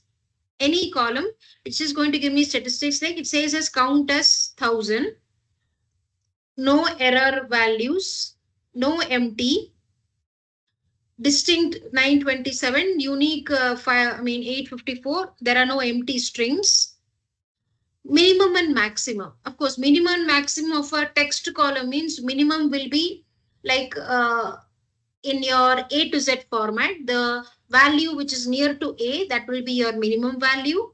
Similarly, maximum value means Z to A, that sorting, that highest one, the one which is near to Z, that will be your maximum value. That's why you're seeing that the one which start with W, it's your max value, and that AB starting with Ablarian, that person's is your minimum value. Not only statistics, you have your each and every value, how many times it's appearing, it will really, you'll get that. Okay, you are really able to see that. Likewise, each and every column I can really see, it will give me. See, but what is it giving me is the statistics or the profiling. It's doing based on top 1000 rows. But I have more than 1000 because this value itself tells me 999 plus rows.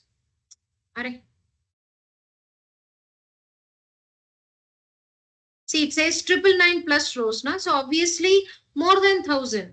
If I come here, it's like a switch or button. If I click on it, na? Wait. See, column profiling based on top 1000. This is the default option. It's that's why, I mean, it shows me the statistics for my top 1000. If I do it for that entire, this is the actual value. 1046 values are there in my data set. Or let me say not values, I'll say so much records are there. 1046 records or 1046 rows are there. See here, male, female, male, and all these things. But column statistics, they seem bit more logical if it's a numerical value, like numerical column as well as date. There is a, I'll show you that. Here it makes much more sense. My no empty, okay, no, 44 are empty, 0 errors, no errors there. Distinct and unique, it shows NA values not applicable, or no, yeah, NA values not there, 0 values not there. I can very well see the minimum salary, maximum salary, average salary, standard deviation of that whole, like how that entire distribution, how that particular whole of the salary column, so many records are there now, 1046 records. What is the distribution of it is very much being indicated by the standard deviation. It's a very big value. So kind of they are very scattered. You have a very minimum and a very maximum. You can really find out from here. Okay, one more better way, I mean, this column statistics makes sense when you go to your start date, any of the date columns. Why means, why I'm saying, just like my salary was giving me like minimum salary, maximum salary. Similarly, your minimum date and maximum date. If I really want to know the range of dates in for any of the date columns, this is the best one. Okay, if here, okay, 1000 records, okay, optimal number, but in real time, definitely some, okay, even if 1000 records, how are we, is it possible for us to keep on scrolling and find out which one is the lowest date and which one is the, like, which is the minimum date, maximum date? Not feasible. It is going to take a lot of time. But then Power Query editor has got this column distribution profiling and all, but you are yet to see this. I'll show you that. So column profiling really helps me out when we have dates, salary, or any numerical ones. If at all we require to know the range, it always helps us out. So you're able to follow, I mean, understand the importance of this particular column profiling or column distribution till now? Yes. One more, column quality. It will tell me how many valid values are there, if there are any error or empty. See here, gender shows there are empty. Salary shows there's something empty. Let me go to the right. Location, no empty. Start date also no empty. So on the whole, on the overall, if I really want to understand this particular column, these three options, distribution, profiling, and my quality, it will give me the initial idea about how the data is. Yes, whether we have empty data, we have valid data, invalid data, some erroneous data, what is the case? Even if any of the column is a primary key column, all of this, or maybe if it's the date means what's the minimum date, maximum date, what's the date range? I can know all these initial details with just checking these three options. Yes, and please put up a habit whenever you're really practicing, not only this particular data set, you may get a whole lot of data sets. I'll tell you slowly and steadily we'll come across. Always have this habit of coming over to the view and checking these three options and finding out what is my data all about. Like, how is it really there? Is it all valid, invalid, empty data? Because if you have a huge number of records, it becomes practically not it doesn't become like, it's not practically feasible for anyone to really understand how the data is.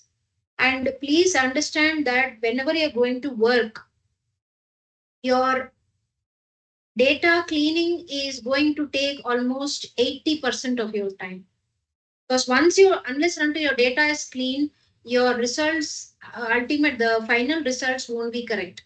So first job of ours is to really make sure whether my data is really clean or not. Okay, so this is the first initial step.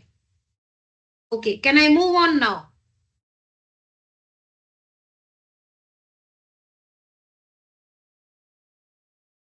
Any questions? Okay, so I'll uncheck all these things. We have just seen what it is. Now I'll move ahead for the actual transformations. Okay, as of now, I'm checking all the three options. Okay, now let me come to my name here. We did see some initial like blank spaces. Even if you don't see, like, okay, initial some 8 to 10 rows records will be shown to you in the Power Query. You can keep on scrolling. It's a best habit of removing the unnecessary spaces from my text columns. It's a really good habit of doing that. Now I do see lots of it. Okay. What I can do is I can just select all these three one after one. How are we doing? See, one click is just one for single column selection is your just mouse click.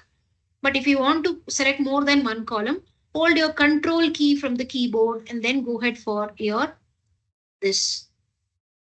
Okay, now before I actually apply the transformation, one small thing. Here we saw two male, right? I'll just show you some magic I'll show you. It's interesting to understand all these things. Okay, one I just filtered out. Okay, since I filtered, I am just showing that first male option only I'm trying. I have filtered out. It just says here filtered rows. And what is that M language? See, I have selected few rows based on gender is equal to male. Here in this male, the in between two the opening and your closing quotations, I don't see any unnecessary space. What about if I select that other one? Did you see some space here? So if at all like this gender or any other like what to say, gender, maybe yes and no, or any column which is going to have 2 to 3 like lesser number of values, say even department. If at all any of the department name, when I expand my filter, I do see it's repeating twice, then definitely there is some unnecessary space. Okay, maybe before the word or after the word. It's called your leading and trailing spaces. Leading is before the word or before the string, trailing is after the end, after the string. Okay, and the best, okay, let me now clear out my filter. Okay, this is where for Ablerin, I told you here also there is a unnecessary space. Here also could be there. We can see, but okay.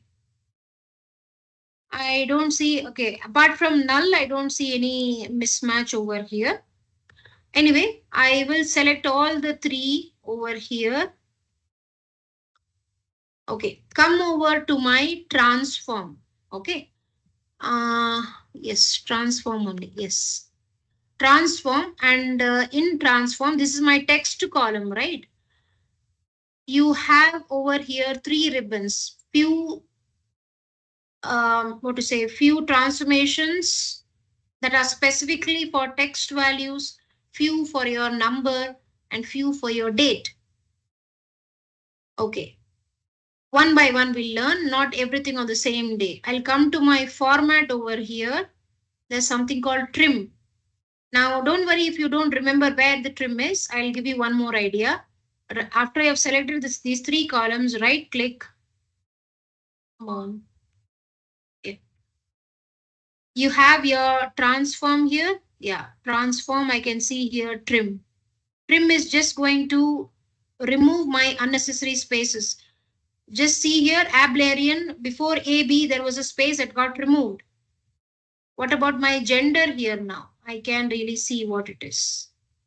I see only one male because that extra, that unnecessary space after MALE space, that space has got removed. So its male is now single. It's not repeating now.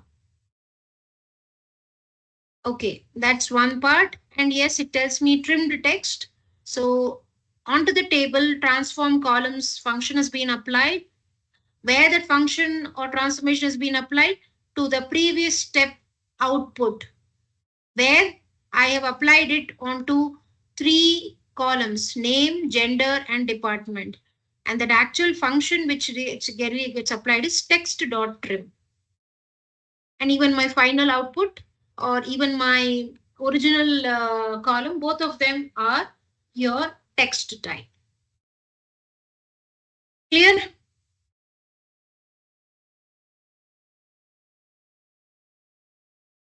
All good? Yes. Okay, I could do one small thing over here. If I come here for profiling, okay, no empty. What about here? No empty, all good. Okay, just a small check only I did. Okay, so name is now all okay. I don't have to worry about it. What about this gender over here? I am seeing null. Now null could be anything, like here we can put it as other also. Okay, better to keep other, like not sure what's the gender or to other, you do the replacement before getting any sort of confirmation, a formal confirmation. Okay, so if I had to replace means right click, you have your replace values, value to find null. I'll do one purposefully, I'll do something, wait, and here I'll replace it with other. If I say okay, now it has applied a step called replaced value. And yes, replacer dot replace text is your actual function. It is applied on gender. That too null to other. If I open it, let me see if that empty has gone or not. No, it has not been done. Any idea why it has not been done?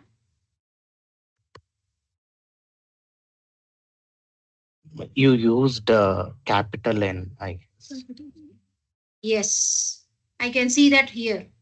I can see at one more place also. Any of the steps, now you will see a small if a gear button is there. Now double click on that. You will see, you will can open that same dialog box over here. Go to that N, make it small. If I say okay, now come and see here. So now I guess you understood your M function or M language is a case sensitive. Okay. So over here, wait, it's there in my formula. Yeah. So if I come here for my column quality, it says as empty, but fine. It shouldn't say as empty. Fine, no issues. Never mind. But still, okay. We have cleared off my name, my gender, done. Both of them done. What about my department? I'm seeing some null. The first itself is null. Okay, we can assume one specific case over here. Like initially, my the people who had like on the first day of their joining, their database and all got updated. Company's database got updated with their name, contact details, and all. But their department was not assigned initially. Later, the employees have been assigned to the specific departments. But even after they got assigned to departments, their details were not updated in the database. So this could be one of the case why it's null. So now I could do is, see here, I could choose any of the departments over here. Okay, maybe I choose engineering or market. Let's say marketing. And all the null people, all the values which are null, like where the employees have not been assigned to any specific department, I'll just put them as capital NULL. Okay. And let's say let's say research and development, anything.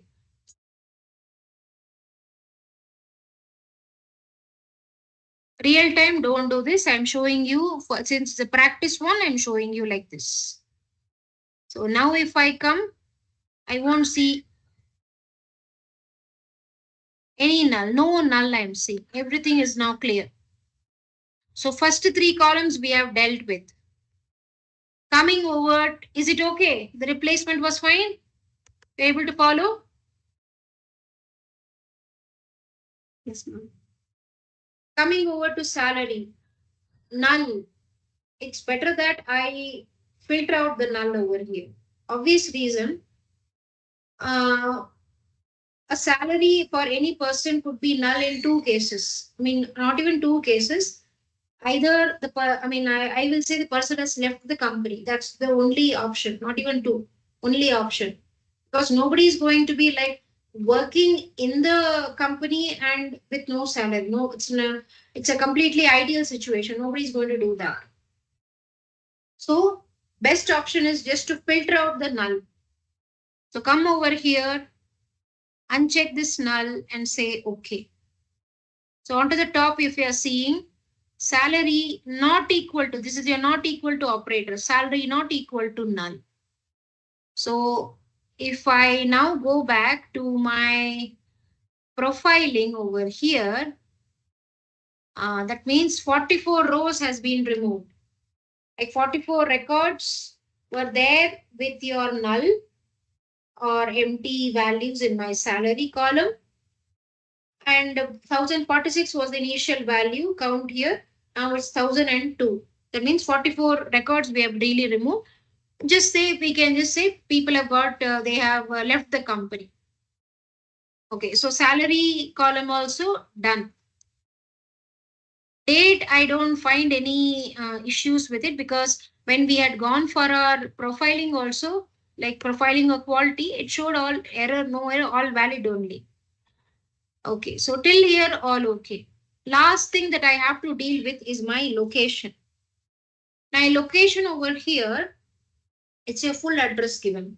But to be very frank, we don't need that full address. We suppose, for example, suppose we are just interested in whether USA or NZ. The last country code only is what I am interested in. Whether there's one, only two locations over here, either your USA or NZ. You may even see. In fact, four locations are there, and they like three locations belong to USA, one is NZ. So I want to have the location as either my NZ or USA only. So how to really extract that USA or NZ, I'll come across now. Now there are two ways of doing this. Okay, my location is selected now. I'll go to transform. I want to extract the last three characters. Okay, so I'll come here, extract. It says as last. Last is, see, return a specified number of characters from the end of each value in this column. Okay, so basically from the end of the string, it's going to extract three characters. Now, three is something I am going to mention. So the specified number of characters it's going to extract from the last of a string, or maybe let's say from the end of a string. So I'll select that. See, enter how many ending characters to keep. 3. And I say, okay. I got it. But there is one small issue over here. Can you tell me what? For NZ, there is a space. Correct. And how can I remove? Just now we have seen it. Can I use trim? Okay. Yes, we So can two use. step. So we have extracted the last three characters and we have trimmed it. So I am getting now just two values. If I open, I'll be able to see only two values. All correct. No repeating, nothing. This is easiest way. Okay. There is one more way also, but till here all okay. Can I show you the next one? I mean the alternative way. Yeah. For that, what I'll do is I have to delete these two. Okay, we are back to this. Now what will I do is I'll come to the add column tab. On the left hand side, the starting itself, it has got some column from examples. Use examples to create a new column in this table. If you people have knowledge of Excel, there is something called flash fill. Flash fill in Excel also, same procedure, same concept. You give in some examples to that application, or you give in examples for the new column, and that application is going to understand that and give and apply the same example for each and every record in that column. It's called flash fill. So it's very much similar to that. Okay, let me expand here from all columns from selection. Obviously from one column only, so I'll go for that selection one. It says new column, right? I mean column 1. Let me now browse. Okay, here location, from location, I'm going to create a new column. I'm going to give it an example. Double click here. 1 minute, just a second, hold on.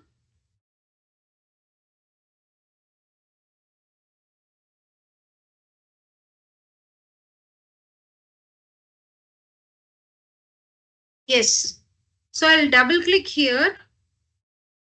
I'll just see suggestions is giving me that full location or the length of it. Anyway, I don't want the length. I'll put it as USA. For the first one, I want to extract USA. Now I hit enter. Where all USA is that, we'll just bring USA. But NZ also has to be coming, it should come into picture. Na? So I'll come to the third one. Double click. I'll put here as NZ. Enter. But when I do that, USA and that NZ, when I put few unnecessary characters like ELS comes. The flash fill also, or even this column from examples, sometimes you may have to just one single example is enough. At times, more than one example is necessary, like here itself. First, I gave USA, then NZ, and due to that second example, I'm seeing few of them that few of the USA is coming as ELS, some unnecessary character. So I'll just select that ELS, put here USA, now hit enter, every other thing. But then you might tell me if it's still a small data set, so okay. But if it's a millions of rows, how will I really understand that the whatever I have extracted is correct or wrong? So only option is you have to reiterate your step. That's it. Meaning to say, I have done it for once. One set of it I've done, right? I'll just put here as maybe country. Okay. I'll give that new column name as country. I'll just say okay. It's going to create for me. Okay. I can just expand that particular filter and see if only 2 are there. I'm getting it 2. All good. Done. Now, what shall I do? My country is now I have added a new column called country using the column from example option, okay, or the transformation that's there in my Power Query editor. And that column from examples is there in that column tab only, nowhere else. This was like one shot. Previous one we had done twice, like 2 steps were there. Maybe that was easier. I'm not saying it's not it was easy, but we had to do it. We had to apply 2 steps. One was extracting last 3 characters and then trim. This is at one shot, just that we have to give few examples. But okay, a single iteration was enough for us to get my answer. Now, main thing, after getting my country, I am supposed to remove the location because it's not necessary for me. And it's very important that irrelevant rows and irrelevant columns are to be removed from our Power Query, especially the query which we are really cleaning up. Unnecessary, like say, suppose you, like here only, you have created a new column out of the some old one. I don't need that old one. If I keep, it's just going to add up more file size, like it's going to increase my file size. Okay, and our notion should be to minimize my file size or byte size, BYTE, byte size, that gets loaded to my Power BI for analyzation. It's better that if you have lesser, okay, now it's not possible that, okay, if you have some 5 million rows or 10 million records, you cannot delete every other record, right? Relevant records, please keep it. And unnecessary columns, like if you feel there's a duplication, retain the one which you're actually going to work with and remove the one which you're not going to need it. Okay, so it's very important that we find out a way, or we really, I won't say not every time find out a way, because many of the times we have to retain few columns, there is no other go. But if there is a possibility for me to retain, and remove some unnecessary columns, please do that. At least some byte size, some will be reduced. All good?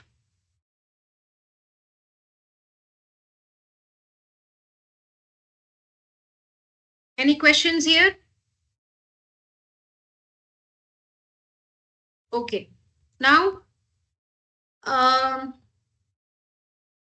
one nice, what to say, best, I would say a good practice that you can really do it is, here the names that are given now, just based on whatever transformation you have applied, it just gives the names. But anyone who is seeing it, say suppose you are working on this, you have saved it, how you are going to save, I'll show you now. And you're sending it to your maybe colleague. That guy or lady who is, when they are seeing this transformation, say remove top rows means at least people understand, it's a easy one, understand, okay, some amount of top rows been removed, or same way some bottom rows if you are removing, same it will show me like remove top bottom rows. But when I say removed columns, okay, here in my formula bar, it does tell me what is that particular column. But I may do one small thing, just come to that particular step, right click,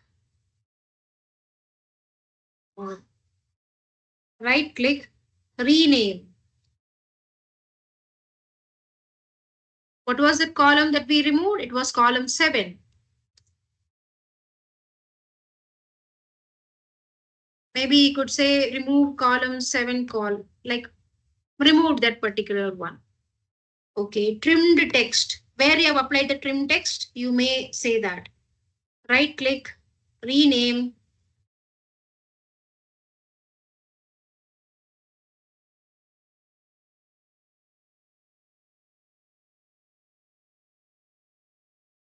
Whoever is seeing it now, seeing that name itself, people will be able to understand, oh, these are the columns where she has applied such and such transformations. Just giving customized name. What about replace value here? You had replaced what for, oh wait, you have done for gender, right? Okay, right click, rename.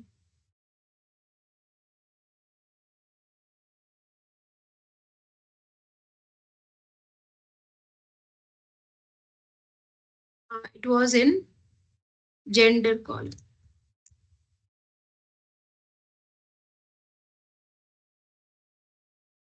Same way, another one also, same way. And if you copy paste is always there. Okay, when you do the rename, copy, come here, next one, right click, rename. Okay, what is it here that we have done? Same null to some other, right? I could just type in that.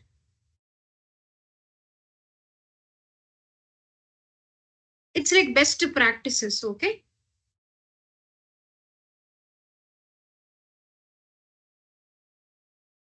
Just like I told, instead of keeping a data, put it as employee. One of the best practices. Okay, filtered rows. I can just say